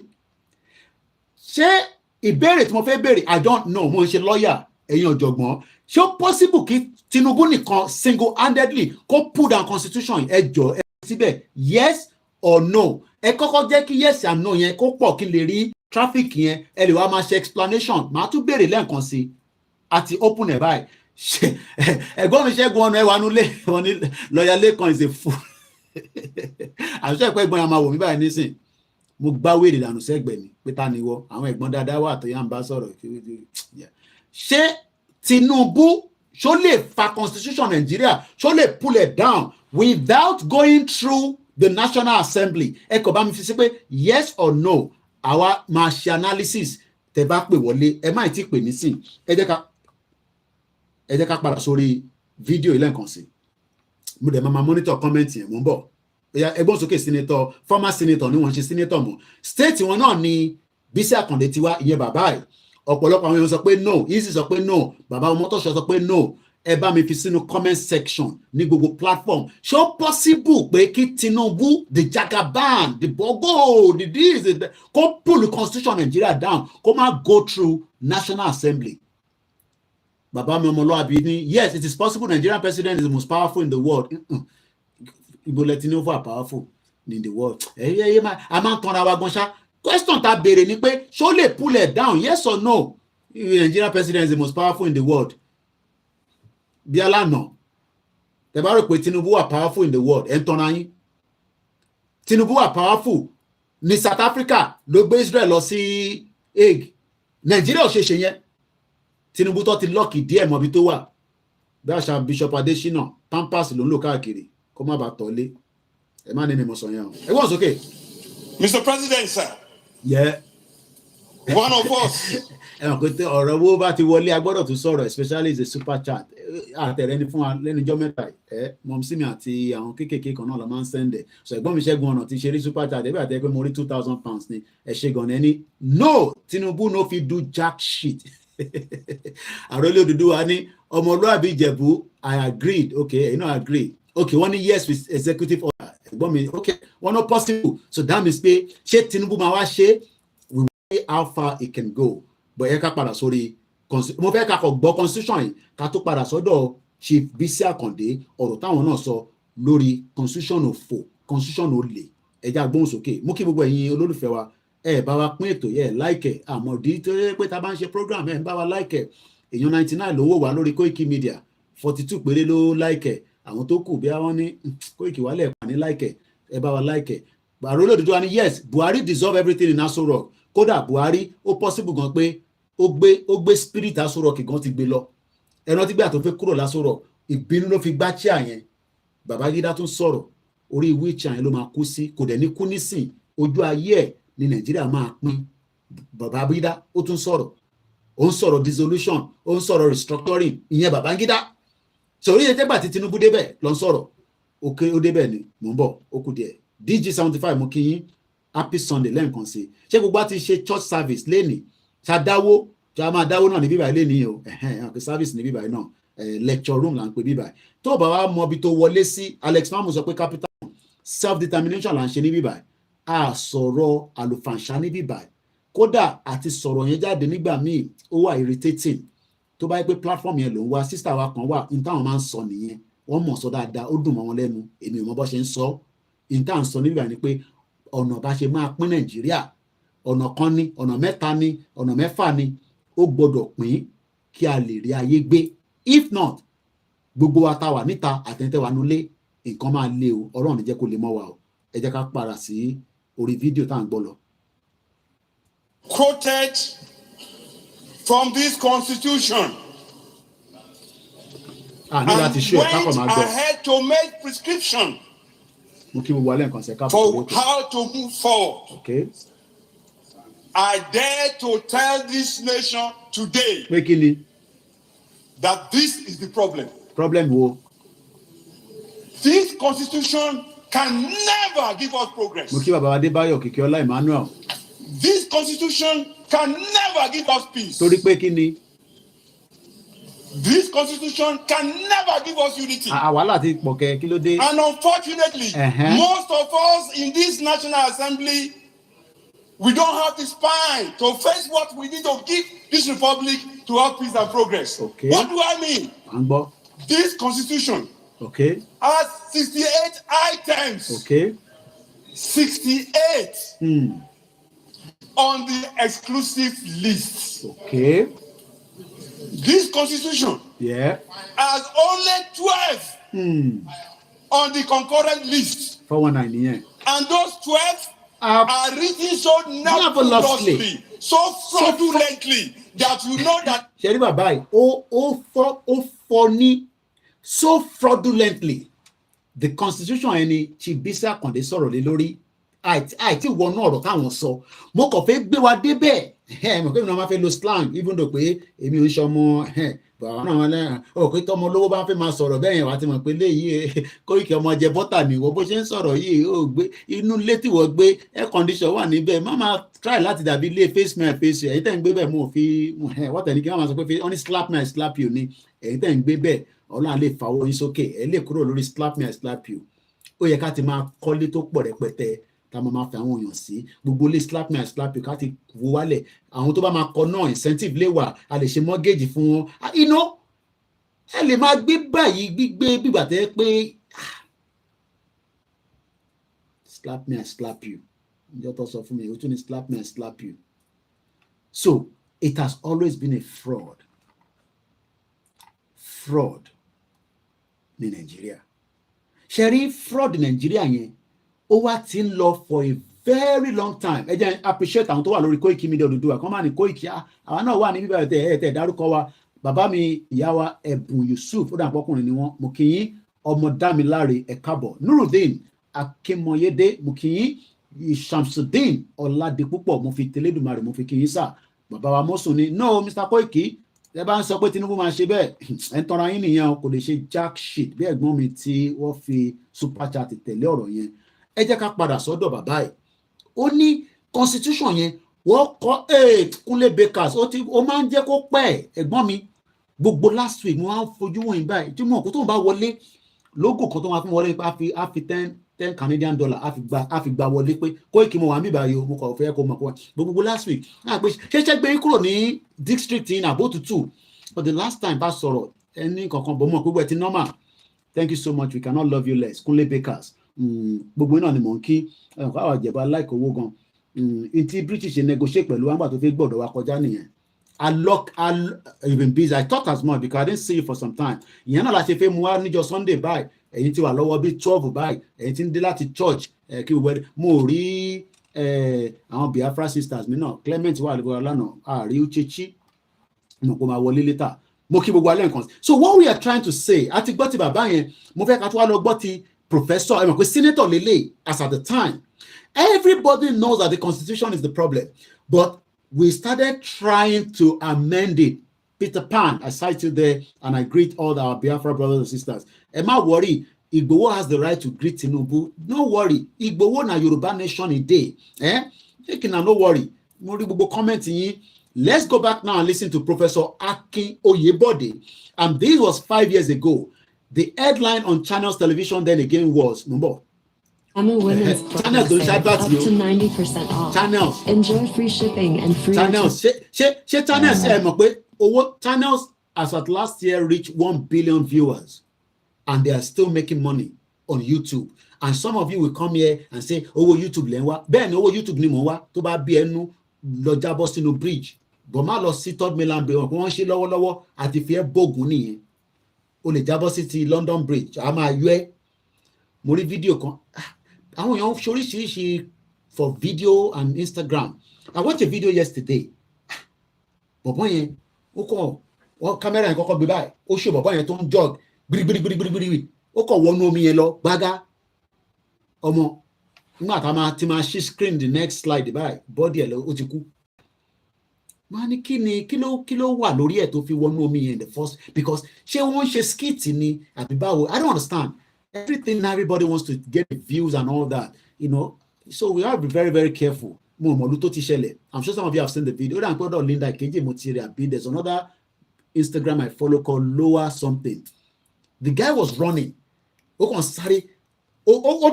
Camera and show by. Then camera like me, and I think the tide of the water, but comment, the tide of the water sometimes can though if you totally whether they see, but the tide on drag it, struggle. He eventually died. And people were putting in the comments. I love reading comments, you know. Professor Akin Oyebode, during the Nigerian independence 5 years ago, Nigeria 1999 constitution is a fraud. I want you to be no koi yeah. Abi mo ri dada ni. $120. Mo ti rówó bẹ́ẹ̀ ti pẹ́. Lórí super chat. Ẹ jẹ́ n kọ́kọ́ lọ wo orúkọ yẹn dáadáa. Àwọn àti bínú lè ní kẹ́ pé Koiki. Owó ro à ń sọ bẹ́ẹ̀. Ẹ ṣé gan ni. No 20. Ọ̀dà ẹ ṣé gan ni. Thank you so much bàbá wa Dairo. Wọ́n ní Koiki àwọn náà wà lórí ìjókòó. Àwọn kan mú Guinness báyìí, àwọn kan mú whiskey. Wọ́n do you okay? Your head's up pẹ̀lẹ́. Nígbà tẹ́ ń ṣeré pa àti kọrin. Don't come here, now camera is on. Wo ti jẹun lẹ́ẹ̀kan jẹ croissant wá jẹ croissant wá bú croissant níbí báyìí tọ́ra láti Costco mo drink ẹ̀ mọ́ ẹ má bínú èèyàn wa wá kù. So Yoruba nation Yoruba nation no going back. Yoruba nation no going back. Say hello. Yeah, eat that one. Surely open any. Báwo lè ṣe wá ṣe lẹ́ǹkan tẹ mú náà? Tripod yìí ti kú lè ṣe wá sísàlẹ̀. So ẹ má gbé àwọn ọmọ yẹn náà ni àwọn ọmọ Oòduà. Gbogbo àtàwà ti lọ́mọ kéékèèké ní lébà àtàwà ṣe program kí làwọn ṣe sí báyìí. So mo kí bàbá wa Dairo lẹ́ǹkan. Thank you so much for the super chat. Let's come back. Now ẹ jẹ́ ká gbọ́ Professor Akin Oyebode. This was 5 years ago. After this now, our Kakini Baba Bisi Akande so we have always been saying that the Nigerian constitution is a problem. He is talking about the 1960 constitution. President Bola Ahmed Tinubu, does he have the power to pull down this constitution and then we'll start a fresh constitution that will eventually have the clause? because clause yẹn làwọn kan fi sọ pé Koiki a lè support yín lórí movement because the constitution doesn't have the clause for the dissolution. Àwọn kan tẹ̀ ti pè mí pé Koiki àwọn like break up tó máa ń sọ yẹn, the dissolution of Nigeria. Are we getting there? Is that a signal? Or àwọn tí ìsún sọ pé kí National Assembly ní kó ṣe National Assembly, all these barawo 419 senator kò sótìtọ́ kankan lẹ́nu gbogbo wọn. Ẹja gbọ́n tí Professor Akin Oyebode, I won't show his face because of YouTube. Akọgbọ sound ẹnìkan ni. Ẹgbọ́n sókè bàbá. Immoral conduct. Then we justify that particular conduct. It becomes a self-fulfilling prophecy. And quite sincerely, the judges too, they have part of the blame, but they don't have all the blame.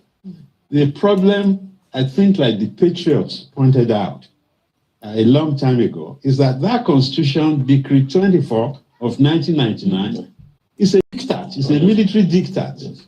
It tells a lie against itself, what you are brandishing as the Constitution of Nigeria. It's an illegitimate instrument. There's nowhere where we all agree that that would be even the though it begins with we the people. Ṣẹ̀rí ọ̀rọ̀ yẹn, ẹgbọ́n journalist ẹ̀ bó ṣe sáré intervene, iṣẹ́ journalist nìyẹn. She might be saying it on just the normal conversation. Oh, even though the constitution say we the people, ta ni mọ́mí àti dáàdì ẹ̀ àbí ọ̀nkọ́ ẹ̀ ló jókòó nígbà ṣé ta ló rí constitution nígbà tó fẹ́ present ẹ̀. We didn't see even gan bá ṣe gbọ́ wọ́n ní Ọbásanjọ́ fúnra rẹ̀ gan rí constitution Nigeria nígbà tó ń swear in 1999. And it comes out and say we the people, and we have intelligentians òyìnbó ńláńlá aláwọn ọ̀mọ̀wé tó máa tún wọn sọ fún àwa pé Koiki ẹ lè gba Yorùbá nation but a máa fix in Nigeria. Please love and share. Ẹ bá wa pín ètò. Grandma Felicia Àjàgbé mo fi tọ̀ọ̀tọ̀ kí mo kí gbogbo ẹ̀yin GR mo rí àwa Grace Olúṣòótọ́ sister mi gbé mi lékè mo rí yín tójọ́ mẹ́ta àwọn kọ̀ọ̀kan tá a bá ti rí bẹ́ẹ̀ yẹn a kàn máa ń pè yín randomly àní pè yín síkú. Mo kí sister mi aunty mi mọ́mì wa Flecky Candy mo rí woman kan tó ń ṣe cake brain pọ̀ nílẹ̀ Yorùbá cake yẹn sheep ní báyìí sheep ní cake yẹn àwọn náà máa ṣe ìyàwó tá a máa ṣe kíní but for now adúpẹ́ fọlọ́. So the constitution that says we the people, I'm asking everybody now tonight, mo kí Yami Ramota ẹ káàbọ̀ sórí ètò, mo kí Mùsùlùmí, mo kí àwọn oníṣẹ̀ṣe, mo kí gbogbo yín Ifá ni mo wọ̀ lálẹ́ àwọn ọmọlúàbí apparel àwọn lọ́ni Mr. Koiki ẹ máa dára yín lọ́lá tó bá ti ń gbó ẹ̀yẹn ṣàṣọ fún wa ká lè fi mí ránṣẹ́ ẹ bá wa subscribe sórí website wọn kẹ́ rajà lọ́wọ́ wọn kẹ́mi náà lè máa rí aṣọ dáadáa wọ̀ lọ́wọ́ wọn. Mo kí olóyè lẹ́ǹkan sí, mo kí bàbá Kító, mo kí ìlànà gbogbo yín pátápátá ti Canada ti America gbogbo different platforms tó wà ní less than a month from now. Bolo ti ń dún láìpàdé ẹ ló ń dún lẹ́yìn àwọn àpò bolo ti ń dún kẹ gbogbo àwọn groups kọ̀ọ̀kan intanet lè ṣe towards the event tó ń bọ̀ ó ní pé ẹ kò gbìyànjú ti yín níwọ̀n bàtàgbára yín bá ká. Mo kí àwọn tó wà lórí Twitter space even though it is not fully tonight bí a torí Yorùbá tá à ń sọ àwọn ọmọ Ìgbò ń gbọ́ Yorùbá so tá bá ti rí pé Yorùbá mo ń sọ wọn ní jókòó. Even the constitution say with the people nígbà wo lájọ jókòó tá sọ pé with the people kẹ́ ẹ̀ bá mọ account number wa mi mo ní kọ́ máa bá mi fi sí ní gbogbo gbà kó lè kẹ́ lè máa rántí náà ni. With the people, there was nowhere that we sat together and we say we the people we pé a fẹ́ constitution tó fún wa. And we have been using this constitution for the last 23 years. Ṣé Tinubu máa ní that gut, that boldness, that jagaban tó ń pè to pull that constitution down? Many people tonight have said no. Some have even argued tonight that yes, Mr. Koiki, Tinubu lè gbé wálẹ̀. I don't know. I don't trust Tinubu and I still remain on that. I could be wrong lọ́jọ́ iwájú pé Tinubu máa fún yín ní that freedom of kẹ́ máa lọ tẹ́ẹ̀ ní ṣe nǹkan kan èmi ò rò kó máa possible because is kí ni mo fẹ́ sọ tá bá wo background ẹ̀ gbogbo nǹkan ni mo lè sọ lórí social media ó ní nǹkan tí Aláàfin Tàná tó sọ létí èmi àtolóyè kò ṣe fún public so ìjúrẹ́ rẹ̀ mi ṣe stand lórí ibẹ̀ yẹn pé èmi ò rò bẹ́ẹ̀. Like I said, I could be wrong on that. but for now pé Tinubu ó máa fún ní Yorùbá nation yẹn ẹ̀tútù ẹ̀dànù ẹ jẹ́ ká padà sọ́dọ̀ bàbá wa tàbá tí wàá ka ilé tán àwa wọnú ntí Bísí Àkàndé sọ gangan ẹ má bínú pé mò ń because tá a bá ṣe analysis ní understanding àwọn ọmọ Yorùbá nílé ọkàn wọn ni pé a fẹ́ràn Tinubu àmọ́ constitution tí Tinubu fẹ́ fi govern ilẹ̀ Yorùbá àti ní tán pé Nàìjíríà abẹ́ 1999 constitution ló wà though ó lè lo presidential veto láwọn ibì kankan but ṣó lè lò tí Sultan of Sokoto ń wò láti ẹ̀rù kí Sultan of Sokoto nísìnyí báyìí Nicholas tó wà nínú Aso Rock wọ́n monitor Tinubu lọ́tún lọ́sì kódà tó bá possible gan wọ́n lè poison ẹ̀kọ́ pàdánù I am not joking kò sí I don't trust Sultan of Sokoto láti bíbá síbẹ̀ yẹn bàbá yẹn mo trust ẹ̀ tẹ́ ẹ̀ bá mọ̀ à ń sọ fún yín nísìn ẹ dá padà sọ́dọ̀ Professor Akin Oyèbọ̀dé ẹ kú kalẹ̀ ẹ kú ìjókòó ẹ kú gbogbo ẹ̀ ẹ kú kúkú ni ọmọ Yorùbá máa ń kí wàrà gbọ́n sókè bàbá wa. That's the line that I'm talking about, and I'm not original here. The patriots have said it. Okay. Okay, and Ben Wabose continues to say it. Okay. I mean, I attend meetings on the black table. Where Ben Wabose presides. Okay. And he will tell you that constitution is a fraud. Now, ẹ jẹ́ ká lọ ẹ mọ̀ kí mi máa ń fẹ́ break nǹkan down. Ẹ jẹ́ ká lọ wo English dictionary fraud. Tí bá sọ pé fraud. Kí ló dé tó lò? Okay, lánàá ni tí bá ti parí program tí bá ń replay àwọn videos mi. Easy ten ni Koiki ṣo máa ń lọ tún àwọn video ẹ̀ wò. I wish I have the time. Kò sí time yẹn. Bọ̀lẹ́ kankan tí bá kọ̀ jókòó báyìí bí àti TV mi bá kọ̀ padà. Because èmi náà fẹ́ lọ wo program mi, èmi náà fẹ́ lọ educate ara mi. Ẹran kún tó wípé mi ní international journalist yìí so agbọ́n mu news mi wà. Tá bá sọ pé fraud. F-R-A-U-D Freddy Foxtrot Romeo Alpha Uniform Delta tí bá sọ pé fraud kí ni wọ́n ń pè ní fraud? What is the meaning of fraud? Because àwa jókòó lórí fraud àwa expect pé kí lu yẹn kó work àwa ń dúró de investors kó wá mo kí Paris TV ẹ bá wa comment so that kémi náà lè kí ẹ̀yin tẹ́ ń wọlé tẹ́ ń darapọ̀ mọ́ wa màá pick yẹn má worry a máa appreciate yín mo kí gbogbo yín lẹ́ẹ̀kan sí Ọládìméjì Ìbàdàn ẹ ṣé gan ni ọ̀nà ọ̀nà darapọ̀ mọ́ wa ẹ wọlé tá bá sọ pé fraud ṣé mo pori fraud yẹn ni gbogbo àjòkó lórí nísìn whether we know it indirectly or directly because ẹ ṣé gan ni ìyá mi Tóyìn mo fi tọ̀wọ̀tọ̀wọ̀ mo fi kí yín gbogbo àwọn tá bá pè bẹ́ẹ̀ yẹn tọ̀wọ̀tọ̀wọ̀ ni ọmọlúwàbí ẹ má rí mi bí ibi ṣe ń sọ̀rọ̀ pé bọ̀bọ̀ lórí kórí tó ń sọ̀rọ̀ báyìí yẹn ẹ̀gbọ́n mi kan rí mi lánàá báyìí àdìrà kódà wọ́n ra chocolate for me àmọ́ ẹ má wọ́n ní kí ni wàá mú chocolate níbi iṣẹ́ mi má ti lọ too much inú library tó ti ń ṣiṣẹ́ ọlọ́run pẹ̀lú yẹn ẹ̀gbọ́n mi. So we have sat inside the fraudulent country but because ní understanding yìí tẹ́lẹ̀ èmi náà love Nigeria tẹ́lẹ̀ Sowore náà love Nigeria tẹ́lẹ̀ gbogbo náà la love Nigeria but right now àwa realize pé ọmọ wọn ti gbé wa ní mugun bọ̀bọ̀ kan sọ̀rọ̀ lórí Twitter space ó kọ́ ẹ̀ pé mo record ẹ̀ ni cha tẹ́ bá rí bó ṣe break ọ̀rọ̀ Nigeria ṣe mọ̀ pé bí mi ṣe ń sọ̀rọ̀ ẹ̀wọ̀n káwọn kan tó bá sọ ní bit by bit English ẹ̀ ló ń sọ ó dà pé lọ́ọ̀yà ni bọ̀bọ̀ náà ó fọ́ Nàìjíríà sí wẹ́wẹ́ ó fọ́ ẹ̀fẹ̀jẹ̀sì ó fọ́ Nàìjíríà yẹn ó fọ́ sí pieces so Nàìjíríà we did ẹ ti dáadáa because ó máa tutù nísìn Nàìjíríà yẹn kò sẹ́ni tó mọ̀ pé fraud ni but Professor Akin Oyèbọ̀dé ẹ jẹ́ ká tún rewind ẹ̀ díẹ̀ kí ni bàbá yẹn sọ. Where Ben Wabose presides, and he will tell you that constitution is a fraud. Now, tá bá wá sọ pé fraud is in different places. Mo bẹ̀ yín tí àwọn kan bá pè yín Yorùbá Nation meeting wà bàbá 419 ni wọ́n lè ní wọ́n ẹ má fún wọn ní code yẹn 6 digit code wọ́n máa send sórí fóònù ẹ̀yìn àwọn máa béèrè code yẹn màmá ìyá ẹ̀gbọ́n àbúrò ojoojúmọ́ là ń sọ tẹ́ bá ti fún wọn ní code yẹn wọ́n máa override gbogbo WhatsApp yìí ẹ̀gbọ́n mi kan l'Amẹ́ríkà wọ́n ní àwọn tẹ̀ mọ́ báwọn ṣe forget pé àwọn táwọn wà l'Amẹ́ríkà wọ́n náà lọ change títí kan hospital wọ́n lọ change details wọn níbẹ̀ sometimes it could be touching mo ń bẹ̀ yín there will be never be a meeting tíyàn kan máa wá ní ẹ fún mi ní code tí wọ́n send wá that code is an emergency code. Tí information yẹn kò ń ṣe fún outsider. Ẹ lè fẹ́ change phone yín, èèyàn lè ra phone, kẹfẹ́ ṣe backup, kó request fún code yẹn, ẹ̀ mọ̀ pé ilẹ̀ ń fi sí fúnra yín. Ẹ̀yin grandma, mo mọ̀ pé ọ̀rọ̀ Yorùbá nation àti tó ń lọ nílé sometimes ẹ lè get carried away. Mo kí ìyá mi Adéníkẹ́ Adéyẹmọ Kábọ̀mọ̀ Adékúnlé Idris mo kí yín.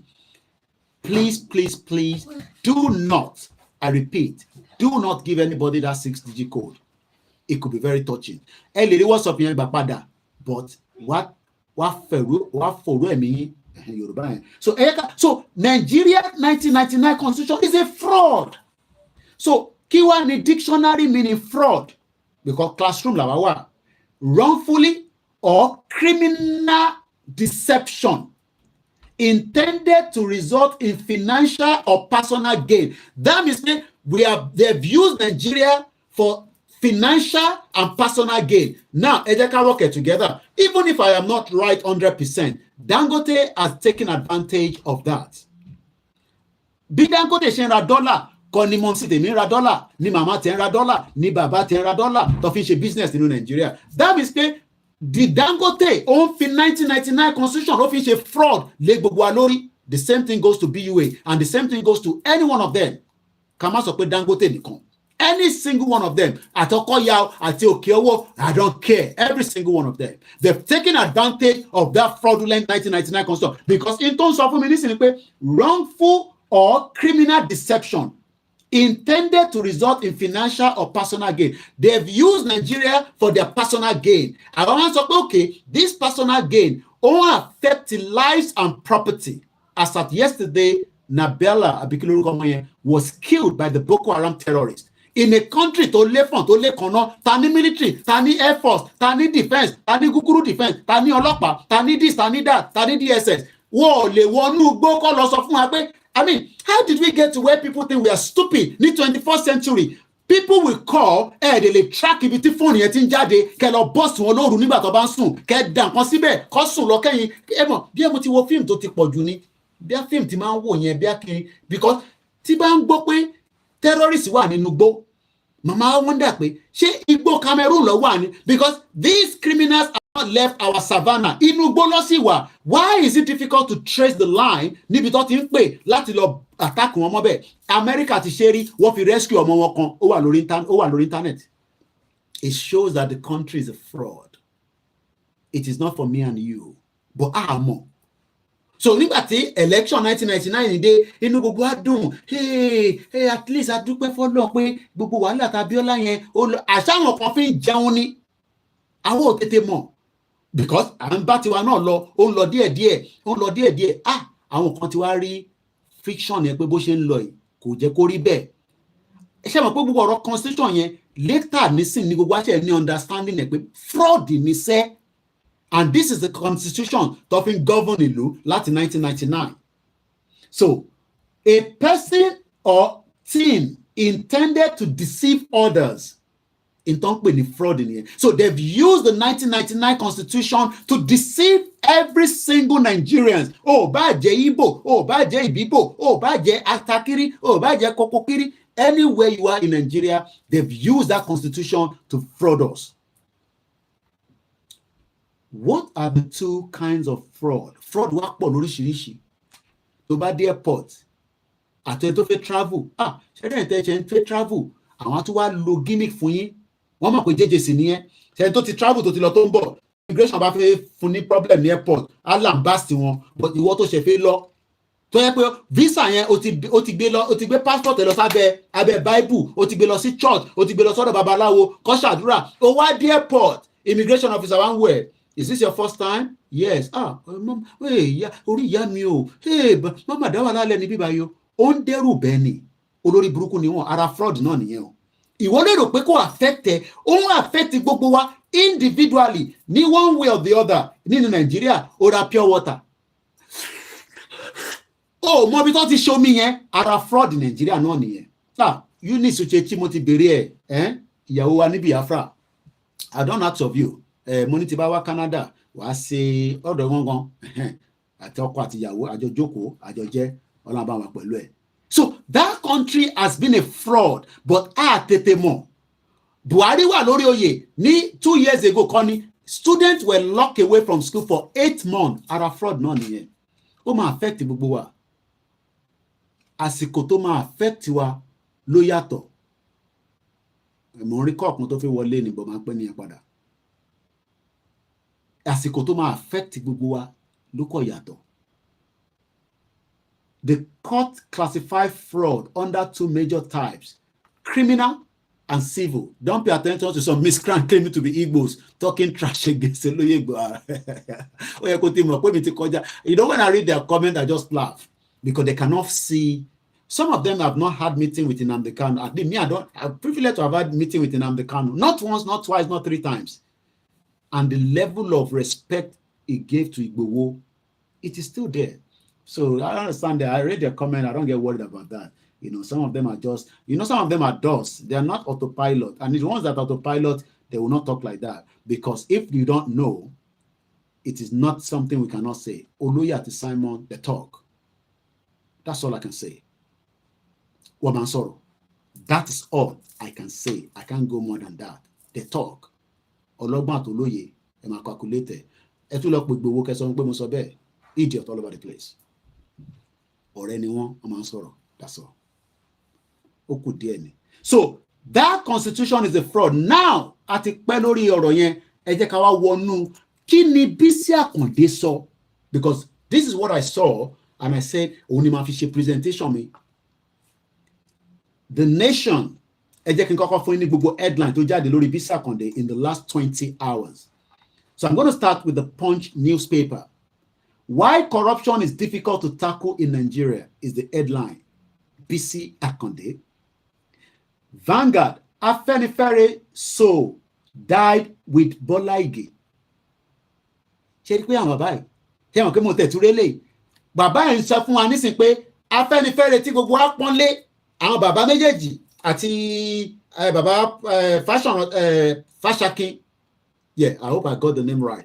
Àti bàbá mi dáadáa tí mo pàdé ní Nàìjíríà lẹ́kọ̀ọ́, Ayọ̀ Adébánjọ.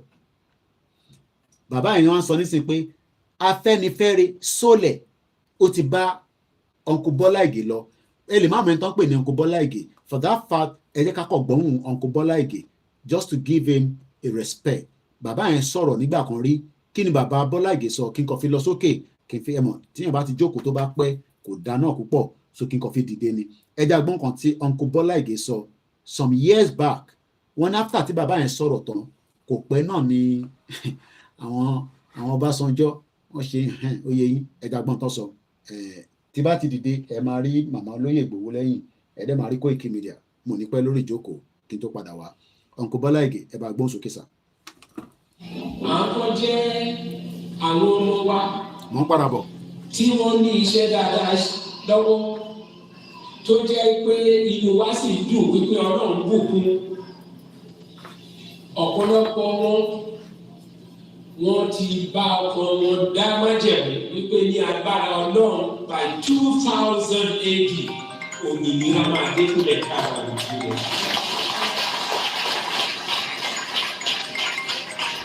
Èmi sì mọ̀ dájú wípé Ọlọ́run Òdùà, Ọlọ́run Ọ̀rànmíyàn, Ọlọ́run Ọbáfẹ́mi Awólọ́wọ̀, Ọlọ́run Adékúnlé Ajáṣin, amúwadé ilẹ̀ tuntun náà níbi tí ẹ̀gbin ìyà àti ìrẹ́jẹ kò ní sí fún ọmọ káàárọ̀ òjíire mọ́. Tàbá sọ̀rọ̀ nípa ilẹ̀ ìlérí tí a fẹ́ lọ yìí. Àwọn tí ọ̀rọ̀ òye wọ́n máa kù gbégbére.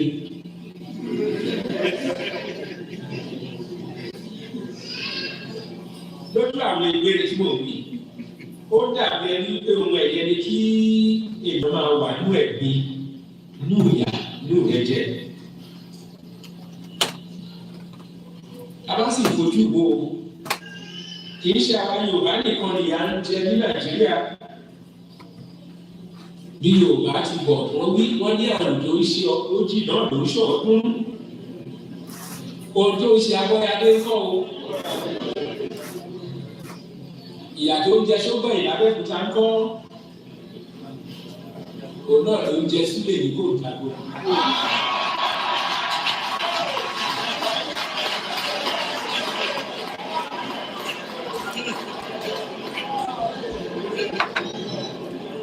Èyí tó wá pa ọ̀rọ̀ àbúrò ní Adó-Èkìtì kọ́.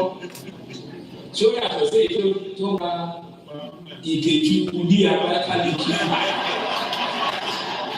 Nígbà tí mo sọ Ìkejì kú ní ìsìn, wá rántí. Ìwọ́n láì ló jẹ́ ìrántí o. Nígbà tí a wà ní Òwúgà, ẹ̀yin náà àti gbọ́, olóyè Akíntọ́lá ló gbé ọgbà ní Òwúgà. Ó wá polongo ẹgbẹ́ NNDP lẹ́sà òkè. Ló ń bí ọjà wa, ẹ̀kẹ́ tí wọ́n ti kọjá ẹ̀sà wípé ẹ̀ lọ sókè rẹ̀ sí. Ilé àwọn Ìkejì kúrú. Ọlọ́run fún ìkẹ́ bàbá rẹ̀.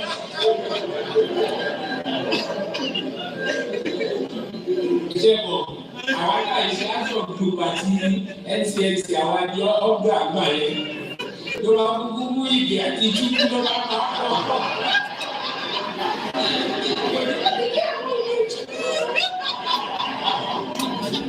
Kọ́nà fọ́ọ̀nù kẹ́ Uncle Bọ́lá Ìgè. So bàbá wa Chief Bọ́lá Ìgè wọ́n ní nígbà tó ti kú wọ́n ti gbé Afẹ́nifẹ́re lọ. Ntí Bisi Akande sọ nìyẹn. Another headline, the News Nigeria. Bisi Akande, a living legend, says Oyebanji. Okay. Akande to the NAS, throw away, present constitution. Bisi Akande, okay, 2023 lele. Bisi Akande made Tinubu, okay, I need it. Okay, Ripples Nigeria. Former Osun State Governor calls for the NAS, that is the National Assembly, to replace the 1990 Constitution with the 1960 version. The cable, Bisi Akande, APC, okay, 3 weeks ago, lele. Okay, all right, so now let's pick one of them, which is going to be the Nation. I think I can see what's on in. Everybody knows that the Constitution is a fraud. There is no way Mukiye Yawa Folashade Arike Eka Osoretua Mukiye Wentemba Darapo Eba Kweto Ki Aleni much more people to Liwa are important. Let me read everything and then I'll open the phone line. I will ask the question again. Can President Bola Ahmed Tinubu has the will or the zeal, the power to pull down this constitution? Because the moment the constitution about Wasile is also an advantage for the self-determination. Because Ebaronti Ninas, and she were on that case, the constitution is going to pull Wale. OLAKUNLE Muriembe, welcome to the program. Happy Sunday. What God cannot do does not exist. So let's read it.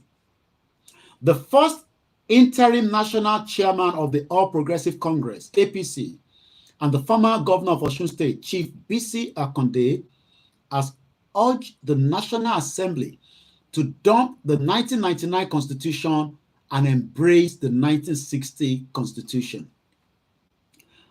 Akande, while responding to questions from newsmen on Saturday ahead of his 85th birthday, which is in the next 48 hours, ceremony held that to give the nod to restructuring of the country does not require much other than dumping the 1999 Constitution. Now, this angle has been the backbone of why some people say Yoruba nation, the Constitution Nigeria, because the Nigerian fraudulent Constitution does not give room. Clause, squeeze for the dissolution of Nigeria. And those that crafted this constitution have been told by the colonialists, our colonialists,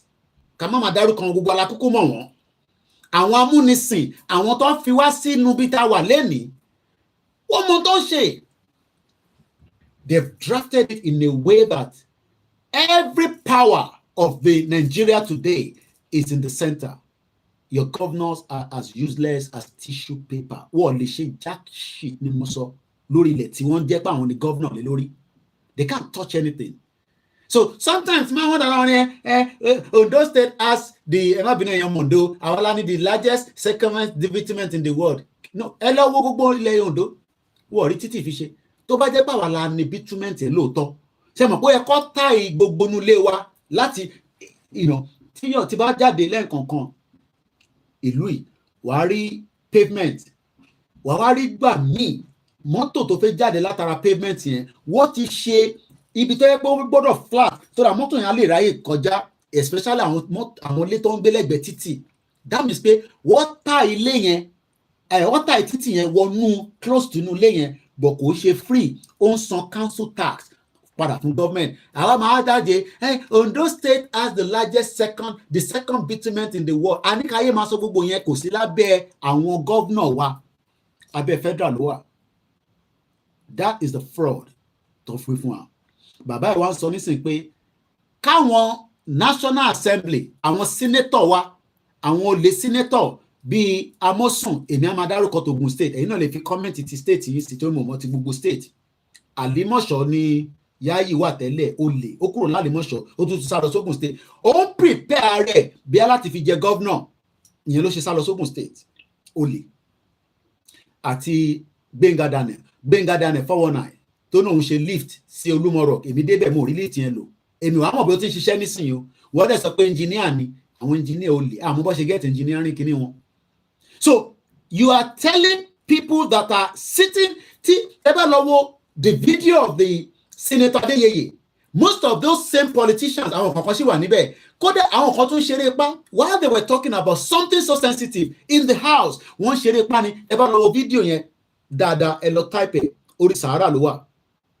They are not interested because àwọn mọ̀ pé tí bàbá yẹn sọ is the fact bàbá yẹn sọ̀rọ̀ débi pé you can't bring anybody and say crime is local.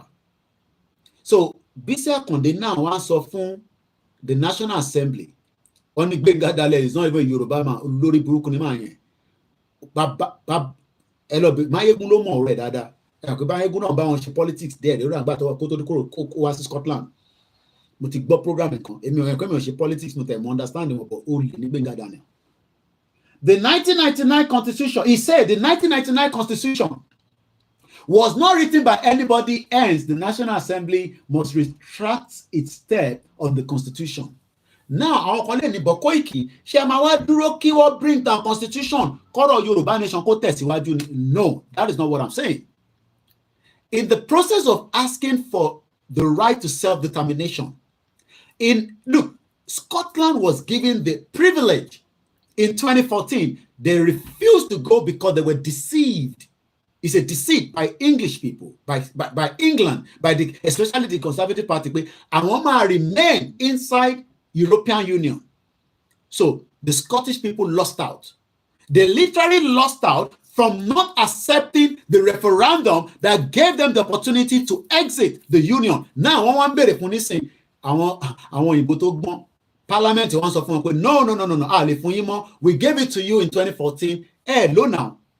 Our an opportunity here right now in the fraudulent 1999 constitution that Bisi Akande wants to feminism. The same thing they made in 1990, 2019/2020. Nígbà tá bẹ̀rẹ̀ full campaign of Yoruba nation. This constitution kò ní àyè kankan, and that is why they sọ pé orí M1 la máa fi já constitution yẹn wá sílẹ̀. Àwọn kan wá ní no Koiki ó dà pé o ti ń go too far. Ẹ jẹ́ give room for diplomacy. Ẹ jẹ́ give room. Ẹ má dá Yorùbá nation rú. Ẹ bẹ́ẹ̀ ṣe ń gbé yìí fẹ́ràn ní support yín. Àwọn kan tẹ̀ tún máa béèrè pé àwọn olẹ́jọ́ ń ṣe Yorùbá nation. Ọmọ Yorùbá ń bí èmi pé àwọn olẹ́jọ́ ń ṣe Yorùbá nation. Iye ẹni gbogbo àjẹ lọ́wọ́ báyìí nísìnyí. Ìyẹn mo ṣe béèrè pé ṣé Tinubu ní àyà láti já wálẹ̀ kí ọ̀nà lè ṣí díẹ̀ fún èyí tí ẹ ń rò pé Nàìjíríà ṣì máa dáa? Because tó bá ti já constitution yẹn wá sílẹ̀, that also will be the beginning and the end of Nigeria. So if you're thinking that Nigeria is going to work, kò lè work lórí bàbá Bọ́lá Tinubu because he's still operating the fraudulent constitution. Bá ṣe kà fún yín lẹ́ẹ̀kan pé fraud ní constitution yẹn. And if you want me to play that again, I can do that because video yẹn sì wà níbi tí mo tọ́jú ẹ̀pamọ́ sí. Ẹ jẹ́ àtúpadà sẹ́yìn díẹ̀. Bàbá mi Professor Akin Oyèbọ̀dé, ẹ bá mi gbóhùn sókè sà. That particular conduct becomes a self-fulfilling prophecy. And quite sincerely, the judges too, they have part of the blame, but they don't have all the blame. The problem, I think, like the patriots pointed out a long time ago, is that Constitution, Decree 24 of 1999, is a diktat, it's a military diktat. It tells a lie against itself, what you are brandishing as the Constitution of Nigeria. It's an illegitimate instrument. There's nowhere where we all agree that that would be even though it begins with we the people. No, that's the line that I'm talking about, and I'm not original here. The patriots have said it, okay, and Ben Wabose continues to say it. I attend meetings on the Black Table where Ben Wabose presides, and he will tell you that Constitution is a fraud. That we have to jettison it and do an autochthonous constitution for ourselves. So please let us. Bóyá nígbà tí Yorùbá ò sí nínú power, gbogbo ohun táwọn bàbá yìí sọ níjọ́ náà lọ́hùn. For a Yoruba to be a professor, tó ń ṣe ìtọ́ fún ẹni ọ̀nọ́rẹ́ o, tó kàwé fún, kò easy.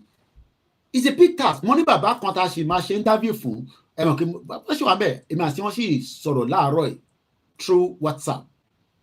But money either can travel up power new, Abama share through Zoom new. We're still working on the modality. But I'm gonna bring him up.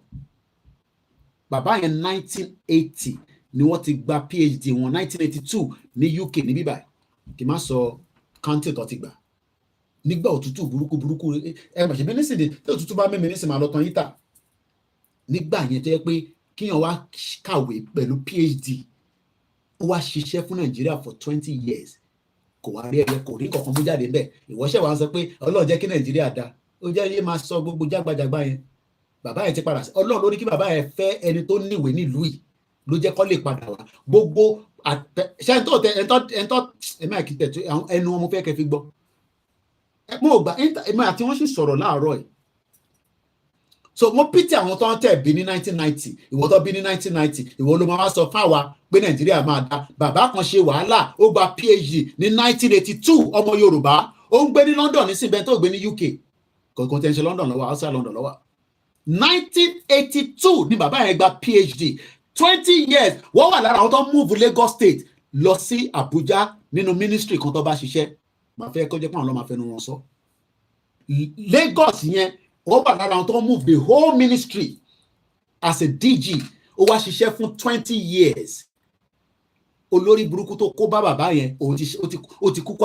àkútúkú lọ báyìí nísìn wọ́n ì tí gba bàbá yẹn padà gbogbo wàhálà owó pension nothing Ọlọ́run ló ní kí bàbá yẹn kàn jẹ́ elder citizen àbí aláṣẹ máa pọ̀ wọ́n ní UK pé wọ́n níwèé nílùú yìí lọ́ ṣe ń fún wọn ní support nílùú yìí so when we are here sitting down and talking it's a serious tó bá yẹ pé business náà ló ní Yorùbá nation serious business ni because politics in Nigeria fúnra rẹ̀ gan business gidi ni wọ́n prepare for 2027 nísìn gbogbo owó tó yẹ kó fi ṣe àtúnṣe fún ìlú they are not going to use it it's a fraud because the country is sitting on the keg of gunpowder but we are all living in denial and dúró de miracle máa wá but àwa wà lára miracle yẹn tó bá ń dúró pé olóṣèlú ni miracle irọ́ ló pa Tinubu nísìn à ń wò báyìí àfẹ́wò tó fẹ́ ṣe wọ́n ní tó bá débẹ̀ ó máa ṣe yes ó ti wà too early ká máa wòran lọ ojú ló ń kán ìbòjì òun máa débẹ̀ ẹja padà sọ́dọ̀ Professor Akin Oyèbọ̀dé. Recognize the limitations of the 1999 so-called constitution. We need a constitution which reflects the spirit of the age, which captures our imagination. Okay. And that's why I say acquiescence by the generality of the people is what has pretended to lend legitimacy to an otherwise illegitimate instrument. that constitution is an illegitimate instrument. Tó bá dẹ̀ ti ń lo nǹkan tó wà illegitimate, tó ń lo fake drug, ó lè lálàáfíà, tó ń gbélé face my face you, ẹ má bínú ẹ̀ tẹ́ ń gbé nínú ẹ̀, ó lè lálàáfíà. Ìtorí wàá máa sick nínú irú àwọn ilé yẹn. Ó yẹ ká ti eradicate gbogbo nǹkan bẹ́ẹ̀ yẹn nílẹ̀ Yorùbá níbi ta ní àwa civilized, ta ní àwọn engineer. Bàbá kan pè mí, Malaysia ló wà tẹ́lẹ̀. Kò ń ṣe gbogbo náà àwọn nǹkan máa ń sọ pé kò ṣe gbogbo èèyàn tó wà ní Malaysia ló ń ṣe drug, but mostly nǹkan ṣe ní area yẹn nìyẹn. Má tí wọ́n wá bí miscon ni mo wá pè wọ́n padà, but mo serve wọn as engineer but Malaysia. Àwọn ní sọ pé àwọn náà ti padà sí Nàìjíríà, mo ní but àwọn tún to ìlú mi, wọ́n ní kí n jọ pé ẹni kìnnà pé ṣé mo rántí pé engineer làwọn ọmọ ní mo mọ ẹwà ayé àwọn engineer wọn káàkiri tí ẹ ká wà lórí ilẹ̀ wa ká máa develop ká máa plan ká máa ṣe this ká máa ṣe that project mi a máa sọ pé in 30 years ó gbọ́dọ̀ ready ìmí 20 years rí Lagos Ìbàdàn expressway rí ṣe ọgbẹ fún Babalákin ó ṣe tiẹ̀ gbogbo ẹ̀ di jágbajàgba jógbójògbó Lagos Ìbàdàn expressway títí dọ̀la àbọ̀ ti parí ẹ̀ ìtẹ̀wá lé dáìmí ni mo ti kúrò létí pẹ́ tó jọ mẹ́ta ṣé wọ́n ti parí ẹ̀ Lagos Ibadan expressway. Not that we don't have engineers. So let's go back here again. According to him, ẹjọ tẹ́ bá gbọ́ mi mọ́ lórí Instagram kọ̀ọ̀kan fẹ́ wọlé nísìn. So gbàtẹ́ pa àwọn ọmọ yẹn akúkú tẹ fún ọ̀tá bá ti wà lórí program. Àwọn kúkú ní mọ̀ bí àwa lórí program sí lórí program. Sometimes àwọn tí mi wọ́n dẹ̀ ti wọ́n ni wọn. Ọ gbọ́dọ̀ máa check all the time when I'm live. According to him, I would prefer the 1960 Constitution for Nigeria. It is the best. For example, in the 1960 Constitution, you are a member of a national and the state assembly. You are a part-time, you go to your work, politics wasn't working. Our military ló inject ọ̀rọ̀ owó wọnú politics. Olórí burúkú ni wọ́n. Látòkè délẹ̀ pátápátá àwọn ló gbé ọ̀rọ̀ Robert Clark òun sọmọ́rọ̀ tiẹ̀ pé àwọn ló inject máa ṣe security vote because wọ́n fẹ́ fi protect ara wọn kó má bàa gba ìjọba mọ́ra wọn lọ́wọ́ so wọ́n pump owó sínú politics amakulex mú kí ẹ ń bẹ̀ ó dẹ̀ kùnà owó ọjọ́ kò ní tán bẹ̀ láìláì fún ẹ. Thank you so much my brother. And I think there was somebody that comment before you, Mr. Adewale Mokinsa. Mr. Bafemi, any Jimo Ibrahim. According to him, Unoma preferred the 1960. So I'm going to open the phone line now. Ejeka get the opinion that listeners were not. Now, Bisi Akande on sọ̀rọ̀ pé kí àwọn Senate kó pull down 1999 Constitution. Ṣé fipò máa dá lóhùn àbí wọ́n kàn máa sọ pé bàbá yìí ti dàgbà díẹ̀ at 85 bàbá yìí lọ jókòó sẹ́gbẹ̀ẹ́ kan kí ló dé pẹ́ lọ́sẹ̀ ń ṣe ni lọ́sẹ̀ ń produce ẹ̀ ni okay. So gbogbo yín náà lẹ mọ nọ́mbà wa ẹjá pè wọlé ẹjá gbọ́ ìtẹ̀fẹ́sọ àti angle tẹ́tú fẹ́ bá wa fi sọ̀rọ̀ ní alẹ́ lórí ìrìn àjò Yorùbá nation. Kò sí kankan tó dá dúró. Lóòótọ́, it could be quiet. Lóòótọ́, it could be like there's no activities. But there's a lot of activities because the online activities is making a lot of headwaves. The military knows that. Tinubu knows that. His government knows that. But it is entirely up to us to keep the momentum going. It does not matter what it go. The plan is that whatever we say we are going to get, Tabati will determine how I get it. Nigeria is very, very fragile. Oko need more push peacefully. I collapse. But our Nabajo collapse. Only collapse bell because the politicians are already planning for 2027. So let's take a few calls, and then while I'm preparing for what Kayode Mola said, mo fẹ́ padà sórí conversation yẹn +44 if you code this 74 04 40 5917 òun ni nọ́mbà láti fi bá wa sọ̀rọ̀ +44 74 04 40 5917. Let's take one or two of you before we move further. Lẹ́ẹ̀kan sí, mo kí gbogbo wa pé happy Sunday, wherever we are. There's a lot happening in Nigeria. What is happening in Nigeria is not going to change anytime soon. People are now raising money for kidnappers that they call. Even though we know that there's nothing called kidnappers, these are Boko Haram terrorists. Our Nigerians that want raise over by social media. One raise 60 million naira to be called for terrorists. Terrorists now on social media. Yes, keep it coming. This is my 1, 2, 3. We have to keep the momentum going for the Yoruba self-determination, and that is exactly where we, the media, come in. And that is why the momentum must not drop. I know that the momentum of, hey, who, rally, this, in Nigeria, but there's a lot of things that will still come in place. But for now, the online activities have never slowed down. I've monitored, even though there's a lot of people that do different things, but on this platform, we will not change what we are doing for any single reason. And we move on. I'm not looking for justice for anybody, because if you're going to need the justice, in Nigeria. So why should I be fighting for justice for somebody when I am looking for justice for myself? I need justice for my family in Nigeria. We can't get that justice. Our responsibility, not that they are lazy, they are hardworking. They have not been given the opportunity. What was the opportunity from Dangote? What we from BUA? What we from Tony Elemelu? What we from Otedola? What we from Okoya? What we from Okeowo? Gbogbo wọn ló ń gba lọ́ní gbogbo wọn máa jẹ́ kó deceiving pé a kì í gba government contract kankan. Gbogbo wọn pátá lọ́ní influence nínú Nigeria, in the Nigeria today. But me, I don't have that influence because we are citizens of Nigeria. So when people say we are looking for justice for somebody, I'm sorry. If you're going to want justice for family, me. So we're going to go straight into some of what is trending on the social media so that you can have the feel of what people are saying and what people are discussing.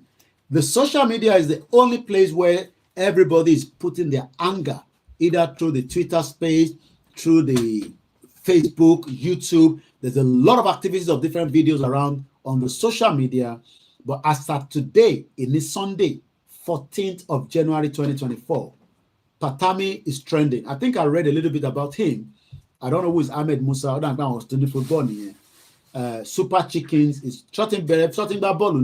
I don't know because I don't follow it. The United States of Biafra is trending. People joke about them. They say that nothing like Biafra is going to happen. Well, I pray you will understand that it will happen. And it will happen that it will have impact on every part of Nigeria when it eventually happens, if we do not allow it to happen diplomatic. When we don't do things diplomacy, you prepare for the worst case scenario. Arewa is trending. I went to look at why Arewa is trending.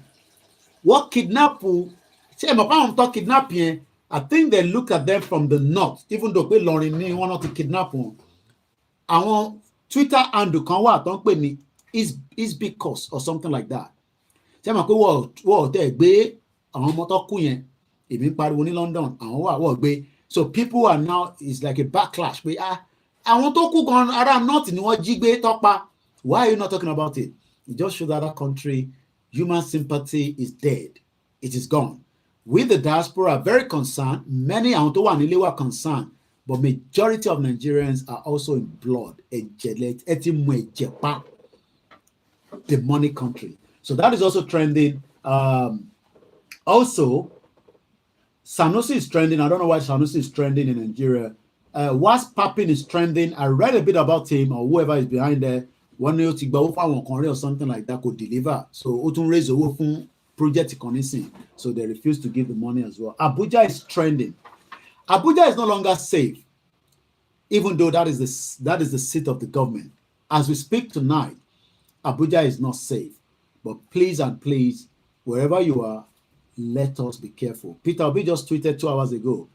The report tragedy killing of Nabaha Tasolano Al-Kadria, a student of Ahmadu Bello University, who was kidnapped. So that means Peter talk panu wonye agbalagba nu eni. Àwọn mẹ́fà Tasolano, who was kidnapped alongside her father and the siblings in Abuja. Nino Abuja ló ti kidnap wọn. You see, Peter Obi now sọ pé bandit. You see, these are crazy politicians. We didn't know. I mean, you know, why is Peter Obi also saying bandit? Because puppet lòun náà anyway. Àwa ò ní pé wọ́n ní bandit. These are full Boko Haram terrorists that are killing innocent Nigerians and kidnapping innocent Nigerians as well. I think we missed the call. I'm going to go back to that caller, ID Nobu. So it shows how insecurity currently ravages the nation. The insecurity in Nigeria is very high. I'm going to go back again while the caller is speaking. Let's prepare Tayo Demola. I got to start winding down because it's Sunday and I've taken a bit of the time in the house. But so far, we have about 30-something minutes left. Everyone's okay. ID the Noble. Mubonyi brother. Across sir. Ètò nìyẹn.